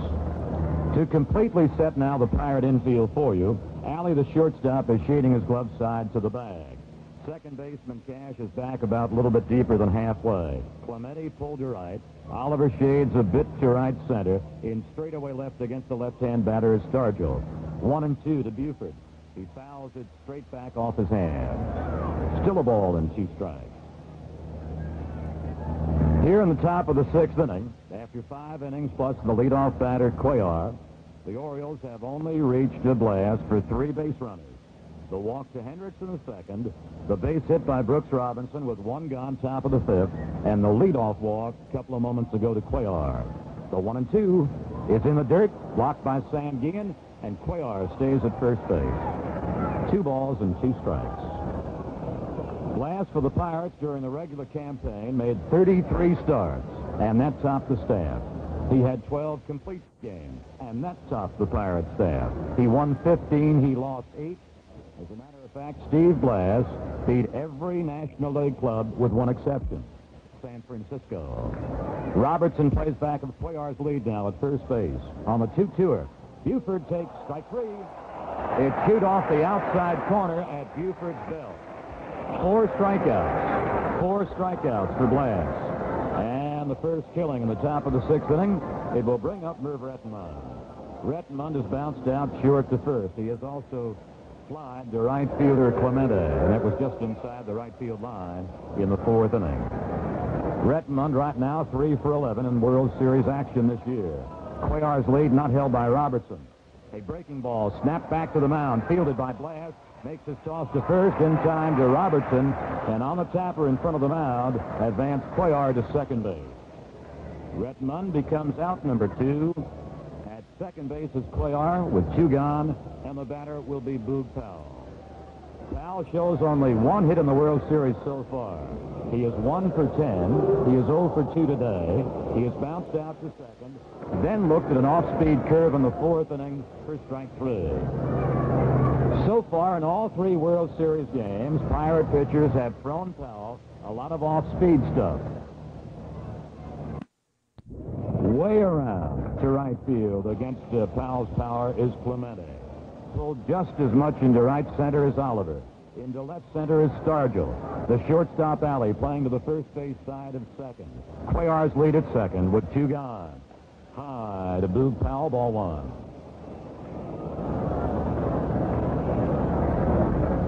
Powell into about mid-August did not have the high average. He was just either a little bit below 200 or slightly above 200. And then from mid-August on began to hit the ball hard and raised his average to finish up at 256. On the ball 1 deal by Blass. Here's a ground ball back of first base, fielded cleanly by Robertson. Runs to the bag for the unassisted putout. Powell and Baltimore have been retired. No runs, no hits, 1 left. After 5.5 innings. Pittsburgh 1, Baltimore nothing. Here's a song that tells you something about a car that's built for you. Plymouth Fury coming on through. Hi there, I'm Sarah Vaughan, coming through for Chrysler Plymouth. You know, the 1972 Fury is styled to look good for a long time. And that's really great. Because it's a car that's built to last. Right on. You want a car that's built to last, and it's still good looking too. Well, this Fury is a car they build that way. From the inside to the outside, it's a car that's here to stay. That's the kind of car that's coming through today.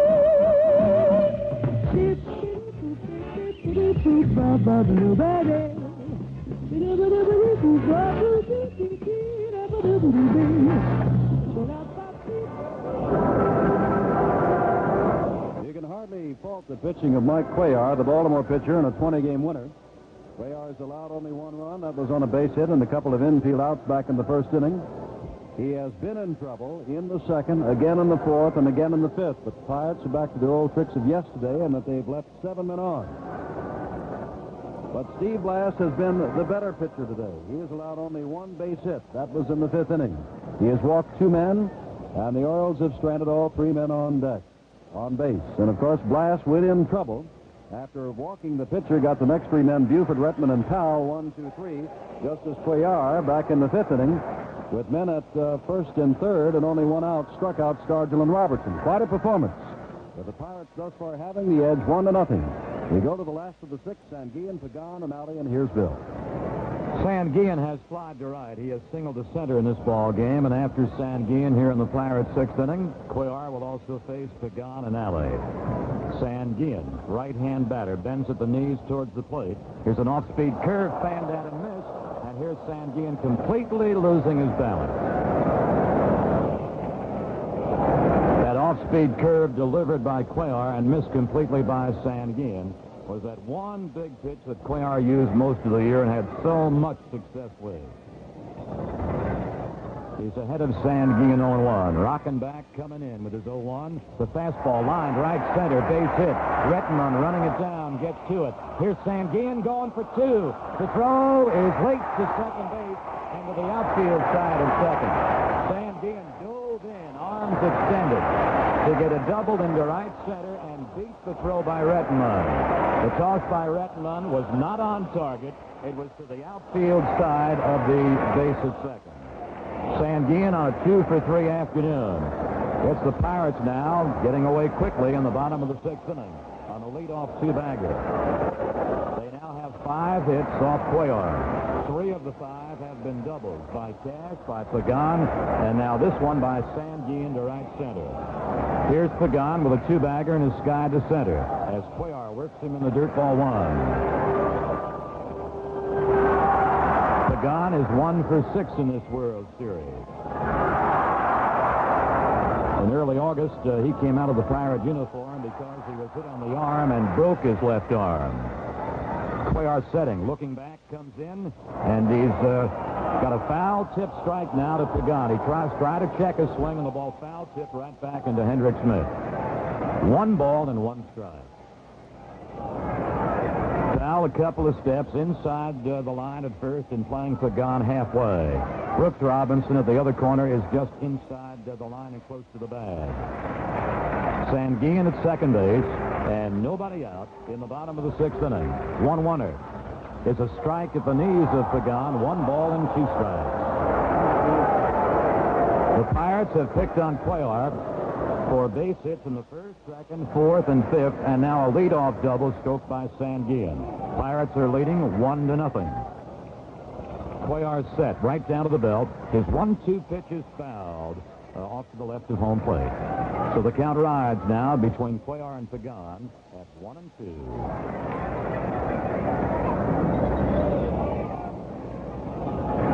Buford in left, Rettenmund in center, Frank Robinson in right. Just about straight away to Pagan.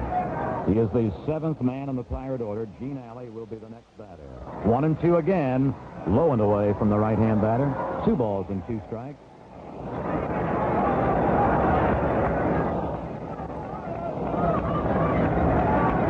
Cuellar skating a bit on thin ice here in the bottom of the sixth inning, giving off the leadoff two-bagger to Sanguillen. 2-2er. Was grounded foul over towards Baltimore's third base dugout. So Pagan and Cuellar stay at 2-2. Pagan is not known as a power stroker. He had 5 homers for the year, 15 runs batted in, and batted at .241.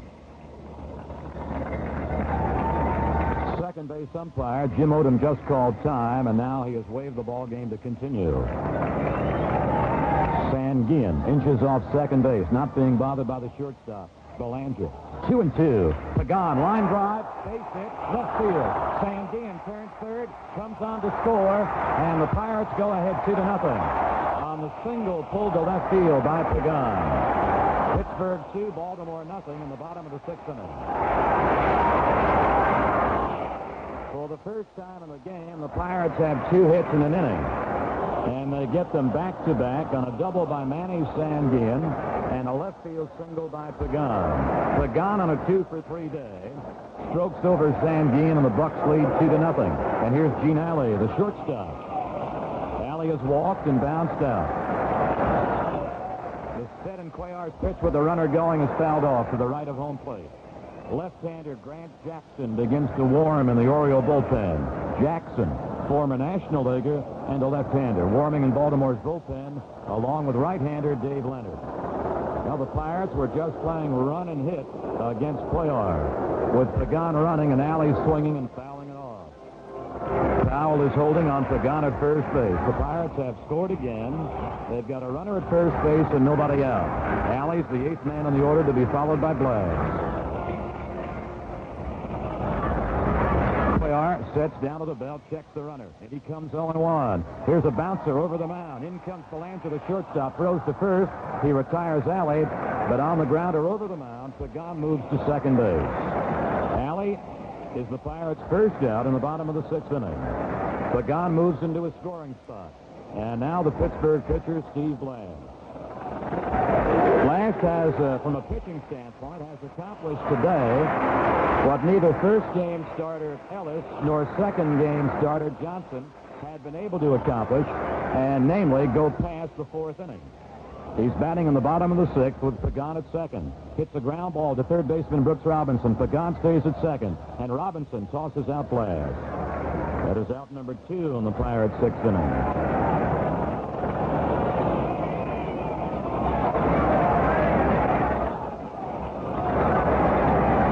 The Pittsburgh leadoff man comes up, Dave Cash. He pulled a double inside the line at third in the first inning. Scored the run when Clemente's ground ball and forced play enabled him to score from third. Since then, Cash has skied to center twice, both times to Rettenmund. Well, down through recent years, a lot of Pirate young hopefuls have tried to take the second base job away from Bill Mazeroski. And finally, somebody did. And it's this young man, Dave Cash. Pagan at second base, and 2 are out. Cuellar to the plate, and he's low, and the ball just pops out of Hendrick Smith. Moves about 2 or 3 feet to the left of home plate, and Pagan remains at second. Sanguillen's 2-bagger here in the 6th. To start it off, followed by Pagan single to left, got the Pirates their second run. Pittsburgh 2, Baltimore nothing in the Pirates' 6th inning. Cuellar set to the belt, his 1-0. Is outside low to the right-hand batting Cash. 2 balls and no strikes. Cash, as a high schooler, years ago in central New York, in Utica, New York, an outstanding basketball and baseball prospect, decided on baseball with the Pirates. 2-0 is off the outside corner. 3 balls and no strikes. Cash now gives that hit-or-take look to his third base coach, Frank Osiak. With 3-0 and first base open, they're going to walk him intentionally. They pitch way outside to go against Al Oliver, the left-hand batter, instead. 5 walks given up by Cuellar. 5 walks in 5 2/3 innings. Staying at second base, Pagan.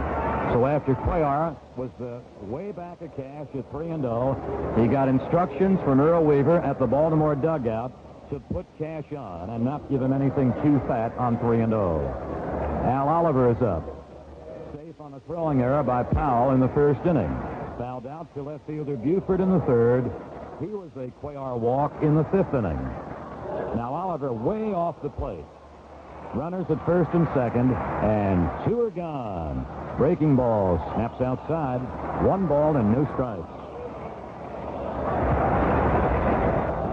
Oliver, for the most part this year, was played by Danny Murtaugh at first base and center field. He's in center field this afternoon. 1-0. He pops it up foul down the third base side towards the seats. Brooks Robinson moving that way, but it's out of play. That was about 10 rows back in the seats, down from Baltimore's third base dugout. So the count is 1 ball, 1 strike to Al Oliver. Early in the campaign, Oliver was not driving over too many Pirate runs, but he beefed up the RBI production late in the season. He takes low and outside, and Hendricks has to dive down to one knee. 2 balls and 1 strike. The Pirates have Cash anchored at first, plus Pagan at second. They've gone ahead 2-0 here in the bottom of the 6th inning. They're batting Oliver with 2 gone. And Cuellar's 2-1 deal is fouled away down the left field side. 2 balls, 2 strikes, 2 on, 2 out, and a Pirate 2-0 lead. Well, yesterday at Baltimore, a ball game that featured 14 runs and 22 base hits. Today, 7 base hits and a 2-0 Pittsburgh lead in the 6th inning. 2-2 are coming in. Breaking ball, cut out and missed, and Oliver strikes out. Cuellar gets his 4th strikeout, but the Pirates get their 2nd run at the end of 6 innings of play. Pittsburgh 2, Baltimore nothing. Can't worry about it. Too much driving to do. Can't have a car that's not running right. You know, a lemon. A lemon. Maybe you've got one. Then again, maybe what you've got is a dirty carburetor. I took it into the station, and the guy says nothing wrong with this car. A can of STP gas treatment couldn't fix. Said it's got power to clean, power to burn. Sounds good, I said. You know what? It is. STP double power gasoline treatment. You'll really feel the difference. I got a name for it. Lemonade. As one of America's major trade unions, the Retail Clerks International Association brings the benefits of democracy to the place of employment of more than 600,000 store workers with good wages and good working conditions. The Retail Clerks Unions, believing in the democratic processes of government, urge all Americans to be sure and register to vote. This message from the Retail Store Employees Union in your community, chartered by the Retail Clerks International Association of Washington, D.C., 20006. Well, we go to the 7th inning. The Orioles have managed but 1 hit, 3 base runners against Steve Blass and the Pirates. Whereas the Pirates have been knocking at the door of opportunity all throughout the ball game and do own the 2-0 lead. But now, through 6 innings, they have left 9 men on base. Yesterday, they equaled the World Series record by leaving 14 on base.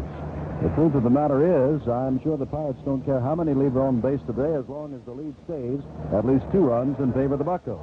Frank Robinson, Ellie Hendricks, and Brooks Robinson in the Baltimore 7th. And again, Bill O'Donnell. Frank Robinson struck out in the 2nd and flied out in the 4th inning, and he cuts and misses Blass's first pitch now to begin the top of the 7th. Frank Robinson, 5 for 10 in World Series play this year. He's down 1 strike to Blass with the next pitch. It's a high drive, deep left. It is going to be a Frank Robinson home run into the 2nd deck in left field. About a 365-foot wallop by Frank Robinson, and his 2nd World Series home run this year. So the Oriole margin now against the Pirates has been cut to 1 run as Frank Robinson plays long ball against Steve Blass.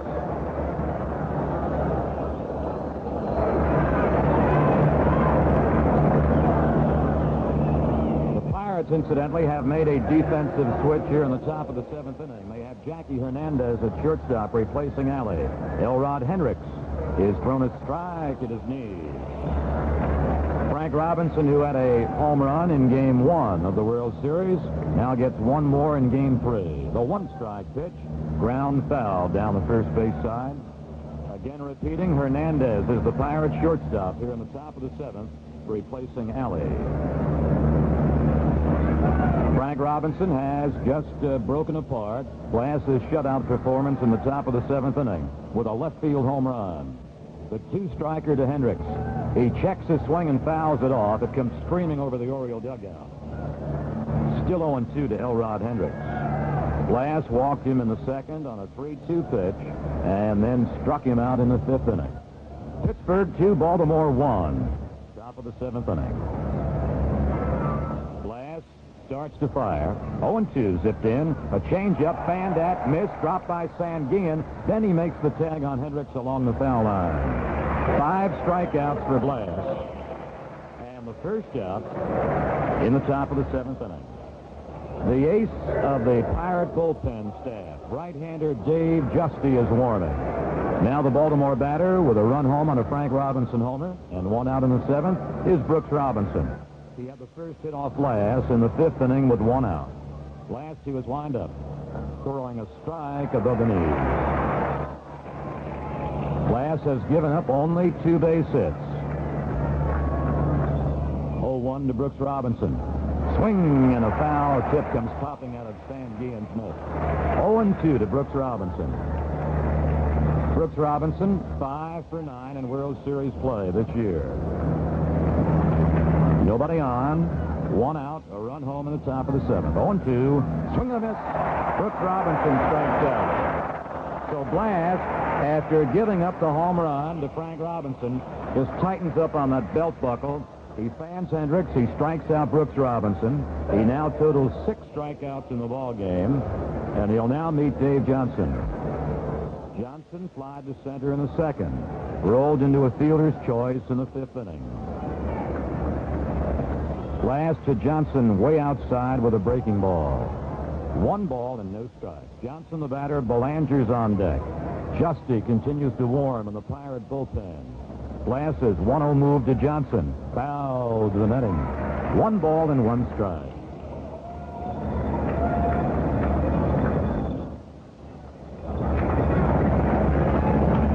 Retired the Orioles 1-2-3 in the first, did the same thing to them in the 3rd, again in the 4th inning before the first base hit in the 5th, and now a Frank Robinson homer in the 7th. 1-1 to Davy Johnson. Breaking ball off the outside edge. Sanguillen thought it fit the corner, and Blass also thought he'd shoot off that outside corner. 2 balls and 1 strike to Johnson. I guess the best way to describe Johnson would be over the last 3 seasons, Mr. Consistency.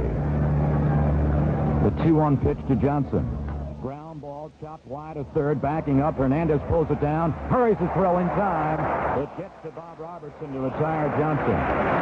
So the Orioles started off the top of the 7th inning with a solo home run by Frank Robinson. In the middle of the 7th inning, it's Pittsburgh 2, Baltimore 1. Gillette Foamy says, Be an old smoothie, be an old softy. Your beard's like putty in the hands of a cream like me. I'm a rich shave cream, #1 shave cream. I'll shave you clean and close, try and see. Gillette Foamy shaves you so clean and close, you'll be an old smoothie. Lemon lime, menthol, surf spray, regular foamy. This is Kyle Rowe with some more baseball fans getting their first look at a revolutionary new 2-bladed razor from Gillette. The new Gillette Track 2 twin-blade shaving system. I think it's a bit of a unique idea. I've never heard of anything like it. You might get less cuts with 2 blades instead of having to press to get at the hairs that you miss on your face. It's probably give you a better shave than a razor with 1 blade. I think it will be great. I have to try something with a double blade. The new Gillette Track 2 razor. It's 1 blade better than whatever you're using now. I say anything put out by Gillette, I would try. Back in Pittsburgh for the last of the 7th, Clemente, Stargell, and Robertson for the Buccos, who had a 2-0 lead, and as they had a 3-0 lead on Saturday in the first game, Frank Robinson came up and hit a home run to make it 3-1. The Orioles went on to win that ball game. They snatched a 2-0 lead here, and Robinson led off the 7th inning with a home run to make it 2-1. So it's not over yet. Cuellar and Blass, the starters, are still in there, with the 4th game of this series due tomorrow night. Shortly after 8 o'clock, Pat Dobson will go for Baltimore, another one of their 20-game winners, the 4th. And Luke Walker, a left-hander, will be going for the Buccos of Pittsburgh. But right now, this game is 2-1. Roberto Clemente is the batter to lead off the Pittsburgh 7th. And here's Bill. And Jim DeClemente, who has hit in 10 straight World Series games as a result of that 5th inning base hit to center field. Clemente, Stargell, Robertson, the beef of the Pirate attack in the 7th. Fastball is fouled straight back towards our NBC booth. Strike 1 to Roberto Clemente. You know, in baseball, people talk around the all-around ball player. Clemente might be right at the top of the list. He runs well. Naturally, he hits the ball well, and he feels well. He does everything outstanding, despite the fact he is 37 years of age. Deep to the box on Cuellar's next pitch. Off-speed curve, tap to the mound. Off the glove of Cuellar, recovers, turns, pulls Powell off the bag, and safe at first base is Clemente. Clemente checked his swing. It trickled back a little bit to the third base side of the mound. Cuellar stuck the glove down. It came out of the glove. He did recover in time, turned, threw to Powell. He pulled him to the outfield on the fair side of the bag, and Clemente is safe. Cuellar, I would figure, would be charged with a throwing error to give Clemente a life. Cuellar charged with a throwing error. Here's Willie Stargell, and he'll wait as Cuellar makes a move to Clemente's lead at first base. It is Baltimore's 3rd error in this 3rd game of the World Series. Stargell takes way outside, ball 1. Stargell is hitless today, but he has twice been a base runner. Picking up walks against Cuellar in the 1st and 4th, striking out in the 5th. Clemente leading at first base. Inside and high. 2 balls and no strikes to Stargell.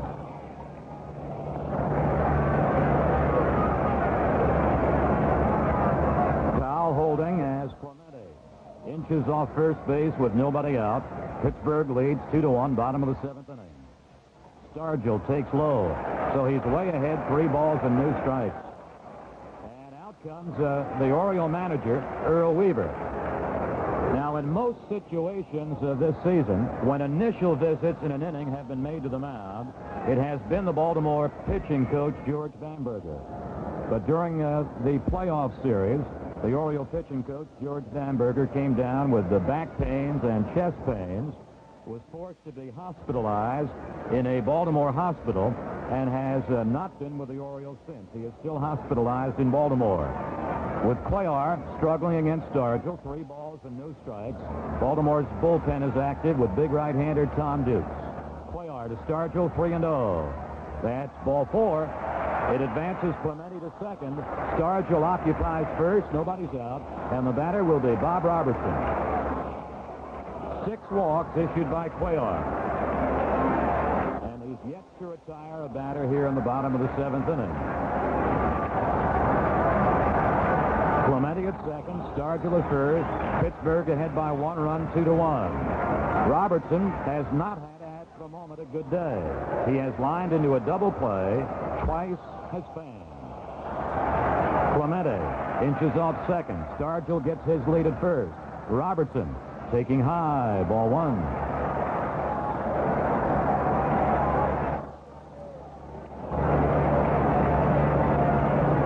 The Pirates have pushed Cuellar right against the ropes here in the bottom of the 7th inning. The 1-0 to the right-hand batting Robertson is fouled off the end of the bat. 1 ball and 1 strike. Pittsburgh drew ahead 1-0 in the bottom of the 1st inning. Moved ahead 2-0 in the bottom of the 6th inning. And then a Frank Robinson leadoff homer in the top of the 7th made it 2-1. And the Pirates coming right back. They've got 2 on, nobody out. The 1-1er to Robertson. High fly, deep right center. Way back is Frank Robinson. This is a home run. Bob Robertson, a 3-run homer to give Pittsburgh now a lead of 5-1. Way back over the 385-foot marker in the power alley in right center.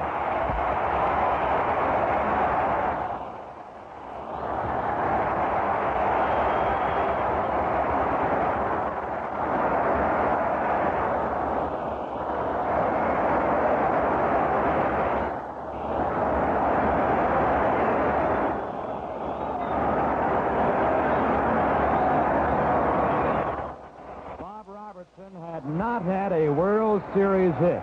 He had gone 0 for 9. And his first World Series base hit is a 3-run homer. It placed Clemente ahead of him plus Stargell. A 3-run Robertson wallop also knocks out Mike Cuellar, and Earl Weaver is going to his Baltimore bullpen. Here in the bottom of the 7th inning, Clemente reached on a tapper to the mound. Cuellar threw the ball to Powell and pulled him off the bag, and Clemente was safe on the throwing error. Then Cuellar walked Stargell on 4 pitches and just gave up an opposite field 3-run homer to Robertson. Right now we pause 30 seconds for station identification.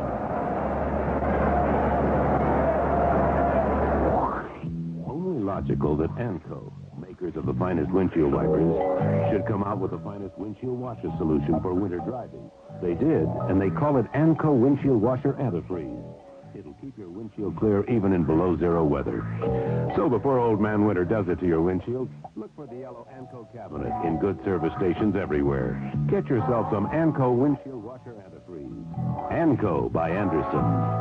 WNBC, AM and FM, New York. Again from Pittsburgh with Bill O'Donnell, this is Jim Simpson, and for the first time in the 1971 World Series, the Pirates have pushed themselves over that 3-run mark. They lost the first game 5-3, the second game yesterday 11-3, but now they have a 5-1 lead.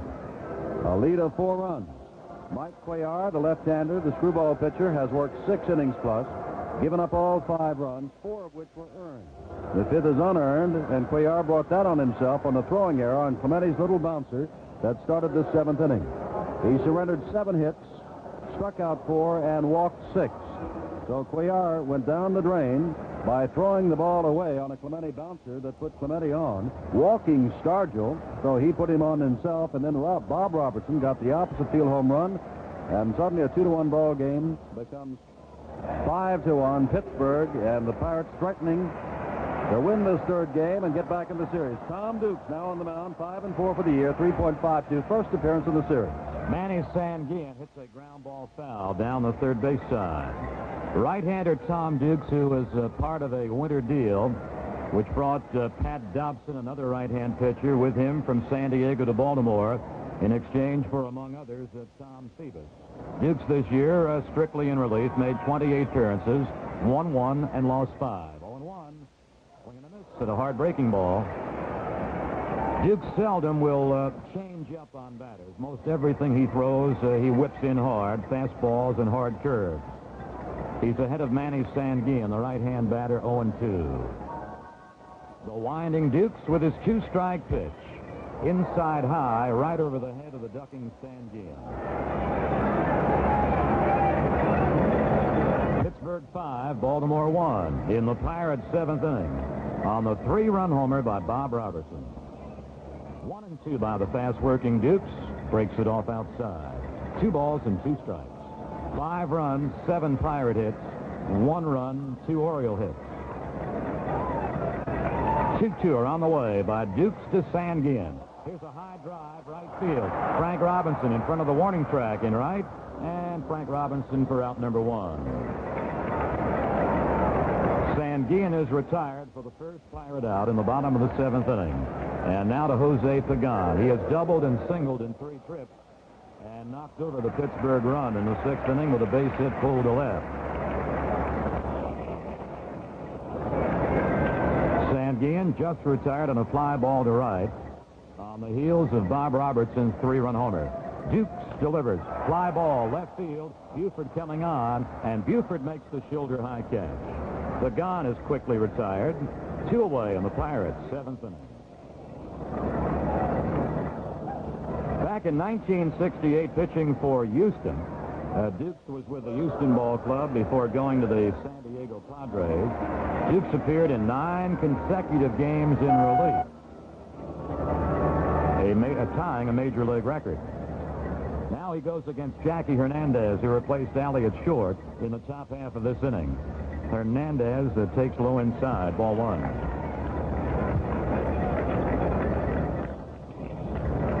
Hernandez, in 2 previous games of this series, a hit in 5 trips. The 1-0 by the right-hander Dukes.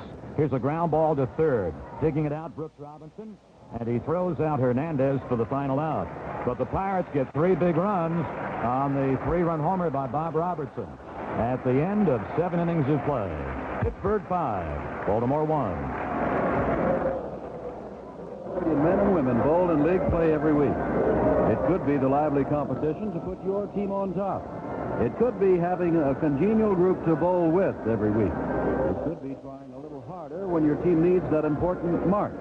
If you're a league bowler now, you know it's all this and more. And if you're not a league bowler now, join up at your nearby bowling center. There's a league and a time for everybody. When you're in a league, bowling is a whole new game. Now the house shall finish up turtle wax even harder. This year, the turtle has a harder shell than ever. The only thing that gets through is sunlight, Mama.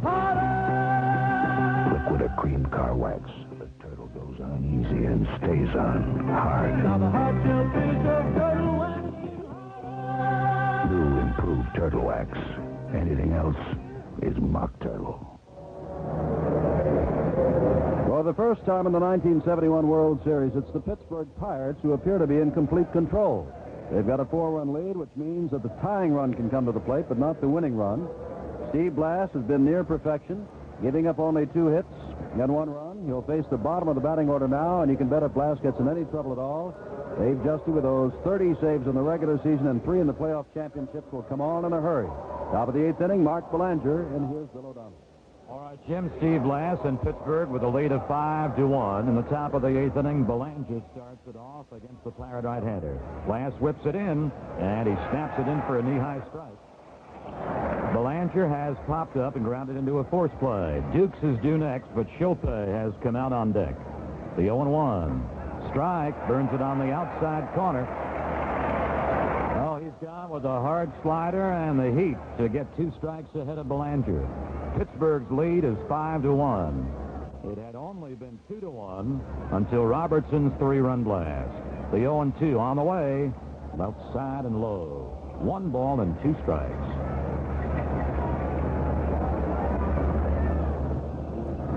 Blass has been very, very stingy, giving up only 2 base hits. He's also struck out 6. 1-2 to Belanger. Swing and a foul tip for a strikeout held by Sanguin. 7 strikeouts for Blass. Relief pitcher Tom Dukes was due, but he will not swing. Instead, it'll be a fellow they call around the Oriole clubhouse the Little Mosquito, Tom Shilpe. Shilpe is a left-hand batter. He will move right to the front of the plate against the front of the batter's box against Blass, and right from the waist, he'll lean right on top of the plate. Shilpe finished the regular season batting .257. He is not a power hitter. He's kind of a slap hitter, sprays the ball all around the outfield and the infield. He'll probably be played inside the bag by Pagan at third. And here is Pagan now creeping right up to the carpet, well inside the bag. The shortstop Hernandez over to the hole. Shilpe tossed low by Blass. 1 ball and no strikes. In shallow left, Stargell. In shallow left center, Oliver. Into right center, Clemente. The 1-0 to Shilpe batting for Dukes is a letter-high strike. 1 ball and 1 strike.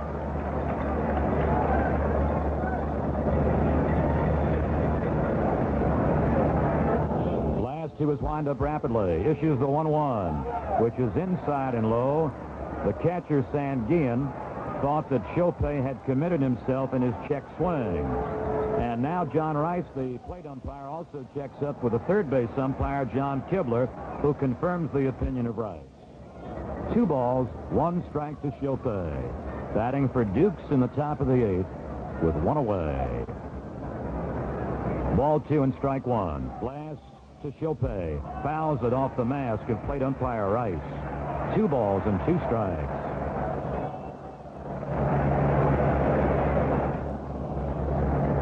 Blass did not have a very successful playoff series against San Francisco, but he did have a strong regular season finish.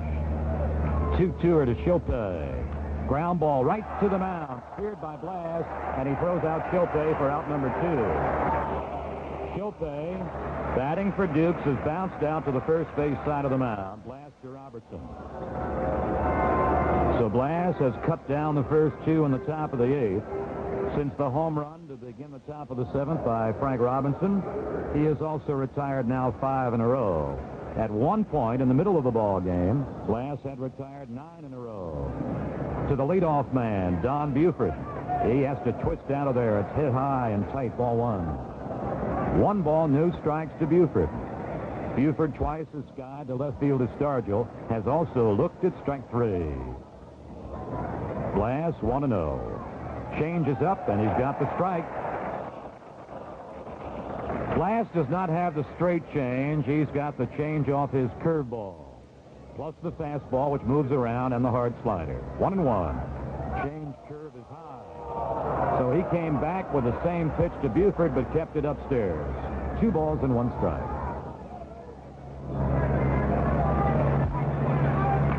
Buford batting with 2 away and the bases clean. Hits a line shot foul, pulled to the right field area. 2 balls, 2 strikes, bases empty, 2 out. In the top of the 8th inning, Game 3 of the 1971 World Series, Pittsburgh leading 5-1. And naturally, this late inning Pirate lead has some hopes renewed now in the Pittsburgh camp after dropping games 1 and 2 in Baltimore, 5-3 and 11-3. Games in which the Orioles totaled not only 16 runs, but 24 base hits. 2-2 to Buford.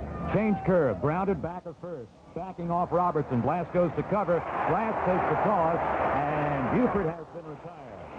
Robertson had a back to the rim of the outfield carpet for the hard ground ball. Blass curved off the mound, went to first base, and Robertson throws out Buford.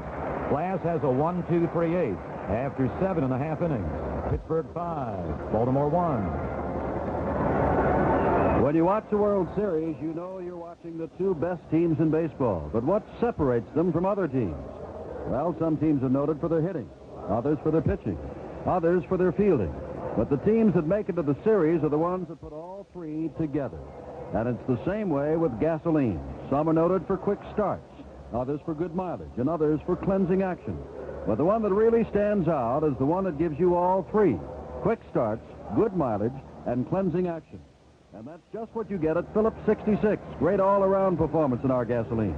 We call them Phillips 3 for the money performance gasolines because they give you quick starts, good mileage, and cleansing action. So whether you're talking baseball or gasolines, pick the one that does everything well. And in gasolines, that's Phillips 66. At Phillips 66, it's performance that counts. We go to the last of the eighth inning, and in a moment, I guarantee you, you're going to hear quite a hand from this crowd, near-capacity crowd at Three Rivers Stadium in Pittsburgh, because the first batter will be Steve Blass, who has given up just 2 base hits, 1 run on the Frank Robinson home run, and needs to go only to the 9th inning, where he'll face Rettman, Powell, and Robinson to try to get Pittsburgh on the board with their first win of the 1971 World Series. Eddie Watt has come on and will do the pitching now as Tom Dukes worked a perfect inning. Watt, a 29-year-older from Lamoni, Iowa, now lives in Baltimore, his 6th year with the Orioles, and this is his 4th World Series game. His record is 0-2 in the World Series. His record during the regular season of 1971, he was in 35 games, won 3, lost 1, credited with 11 saves and a fine earned run average of 1.82. It'll be up to Watt to hold the fort for the Orioles as they get their last licks in the 9th, but here's the man of the hour, Steve Blass, the Pirate pitcher. Now, Jim, Baltimore's bullpen being a little bit overworked today, like the Pirate bullpen was yesterday, and listen to this greeting here at Three Rivers Stadium. This is for Steve Blass.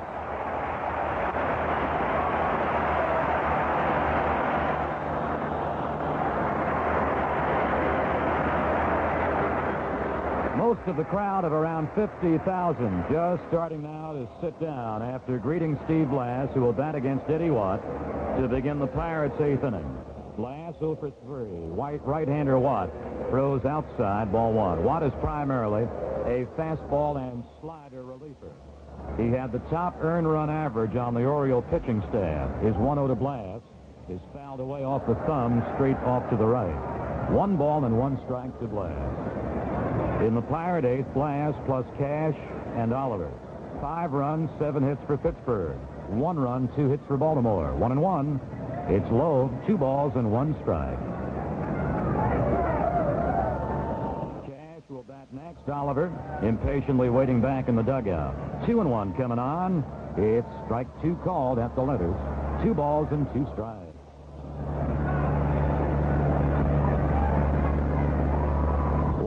Right to the belt. 2-2 delivery. Swing and a miss dropped by the catcher Hendricks. He throws to Powell at first base in time for the putout. So give Watt a strikeout, give Powell the putout at first base, and also provide the catcher Hendricks now with an assist. Watt strikes out the first man he meets in relief, pitcher Steve Blass. And now the top of the Pittsburgh order, second baseman Dave Cash. What does the Boeing 747, the Douglas DC-10, and the Lockheed 1011 have in common? I'll tell you. ANCO windshield wipers. The same precision and care go into the ANCO Rainmaster wiper blades for your car. So if your wipers are streaking your windshield, have them replaced now. Look for the big yellow ANCO cabinet in better service stations everywhere. For the first time in World Series play, a game under the lights here in Pittsburgh. Pat Dobson against Pittsburgh's Luke Walker. Inside, and it backs Cash away. The right-hander Watt against the right-hand whips of Dave Cash. The 1-0 by Watt. High fly into left field. Buford to his glove side is there. He's got it measured. And Buford for out number 2. 2 up and 2 down against reliever Ed Watt in the Pirate 8th inning. And now to Al Oliver. Oliver was safe on a foul throwing error in the first inning. Has since fouled out, walked, and fanned. Today's 3rd game attendance here at Pittsburgh just announced at 50,403. Al Oliver, left-hand batter to the front of the box against right-hander Watt, and he throws him outside. Foul deep at first, just 1 good stride inside the foul line. Johnson at second base, back towards the rim of the outfield carpet. The 1-0 by Watt is a strike. He gets the outside corner to the belt of Oliver. 1 ball and 1 strike. Pittsburgh is leading 5-1 in the bottom of the 8th inning. In the dirt, 2 balls and 1 strike. Game time tomorrow night for Game 4 of the 1971 World Series will be at 8:15.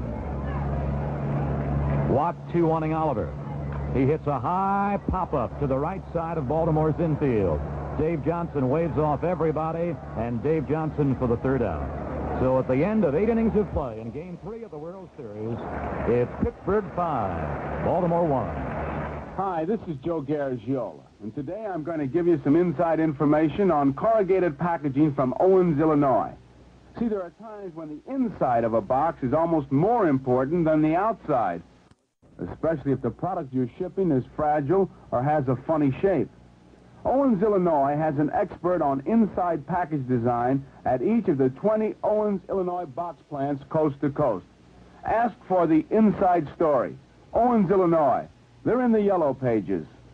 This is a radio commercial for a TV commercial, where we put a can of anti-leak Z-Rex antifreeze on the screen and poke holes in it.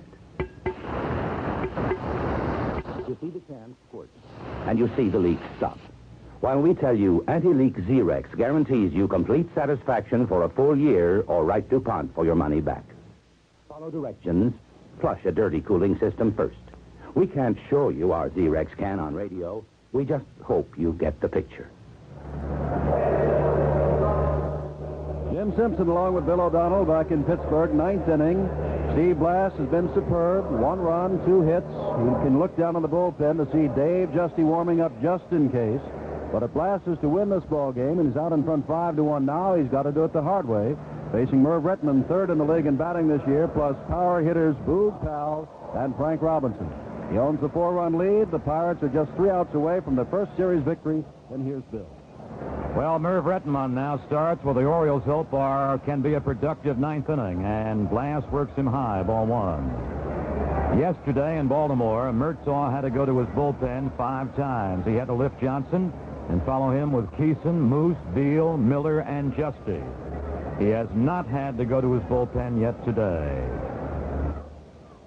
Blass 1-0ing Merv Rettenmund, and suddenly time has been called by the plate umpire, John Rice. Rettenmund has bounced to short, has skied to right, and bounced to the mound. Rettenmund had the big wallop in the first game Baltimore win, a 3-run homer. 1-0. Slider low. 2 balls, no strikes to Rettenmund. Without any exaggeration, you could put Rettenmund in the class of the typical All-America boy. 2-0. That's the strike by Blass. 2 balls and 1 strike. Rettenmund, a graduate of Ball State, not only a great baseball player at Ball State, but also an outstanding football player. Right-hander Blass to the right-hand swings of Rettenmund. Swing and a miss at the slider. Blass has not had today one good pitch. His slider's been a good pitch. His fastball has been moving a good pitch, and also a change curve. On some afternoons, hot pitchers will have just, one great pitch, but he's been good with all 3 of his. 2-2 to Rettenmund, starting the top of the 9th. Strike 3, outside corner. He got Rettenmund looking with the fastball. 8 strikeouts for Blass. Blass's strikeout high in a ball game this year was in late May when he fanned 11 Cincinnati Reds. Here in Game 3 of the 71 World Series, he has 8 strikeouts against the power of Baltimore. Now he goes against the power of Powell. And he's kept Powell off the bases today. Powell is 0 for 3. Strike with a slider. He just knocked off the inside corner, kept it down, and kept it at Powell's knees. Powell is one of Blass's 8 strikeout victims this afternoon. Pittsburgh is leading 5-1 with 1 out in the top of the 9th. The next delivery by Blass. Changeup is fanned out and foul tip. And as Powell swung through the ball and just got a little piece of it, he dropped the bat, and normally when Powell misses pitches or just gets a little bit of it, it sort of makes that tender right hand of his that much worse. Powell now has torn fibers on the back of the right hand. Powell 2 strikes down to Blass with 1 gone here in the top of the 9th. Base is clean. Here's the next delivery. Low fastball, 1 ball and 2 strikes. Look at Hernandez, the shortstop. He's not just a little bit back of second base with the overshifted Pirate infield. He's a good 2 steps back on the outfield carpet. Now, we say carpet rather than grass because the field here at Pittsburgh is tartan turf. 1 out. Powell on the 1-2 by Blass. Takes outside. 2 balls and 2 strikes. All alone on the left side of the Pirate infield is third baseman Pagan. The outfield has turned and pulled to right against Powell. Powell in World Series play at the moment is 1 for 11. The 2-2 delivery by Blass. Fouled on the ground back of the plate. Now the Pirates, honestly, and I'm sure they'd be the first to admit it, suffered a humiliating defeat yesterday, 11-3. I'm sure people, especially around Pittsburgh, remember humiliating defeats, if you can call them that, in the 1960 World Series when the Yankees beat the Pirates 16-3 and 12-0. But the Pirates won that World Series. 2-2. High drive way back into right center. Oliver's at the warning track. He's at the wall. Reaches up and one-hands it right at the wall in deep right center. Powell with a long drive but couldn't get it out of the ballpark. Oliver one-handed it right back by the wall in right center. So there are 2 gone in the top of the 9th inning.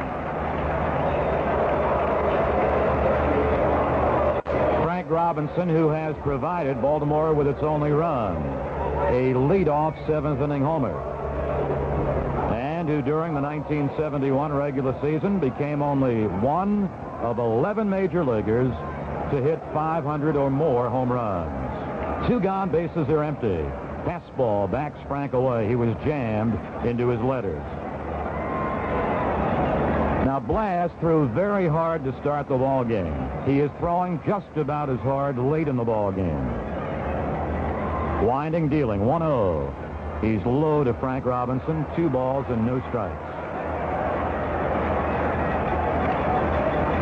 The one question about some pitchers when they start to throw extremely hard early in a ball game is how well they pace themselves and how strong they can remain through the closing innings.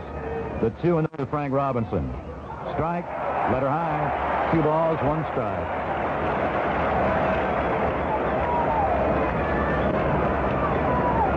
Frank Robinson so far with 6 hits in the 1971 World Series, including 2 homers. 2-1 on the way. Ground ball, shortstop, base hit left center, right by the glove side of Hernandez. So Frank Robinson, 2 hits today, 7 hits in the series, and right now he is 7 for 12. And it is Frank Robinson who's had the hot Baltimore bat in this World Series so far. He keeps Baltimore hopes jumping here in the top of the 9th inning as Pittsburgh is leading 5-1. Frank Robinson now has 2 of the 3 hits given up by Blass. The batter is Elrod Hendricks. He's walked and fanned twice. Robertson, the first baseman, playing back deep, not holding on Frank Robinson's lead. The stretching Blass to Hendricks. Strike, breaks it off at his knees. Pittsburgh lost the first game of this World Series 5-3. Lost game 2, 11-3. Leads here in Pittsburgh back home in the 9th inning, 5-1. 1 strike pitch to Hendricks. Off-speed curve popped up down the left field foul line. Chasing it is Pagan in foul ground. Reaches out and can't get to it. It 1-hops into the left field seats. It's 2 strikes to Hendricks after the 2-out single to Frank Robinson.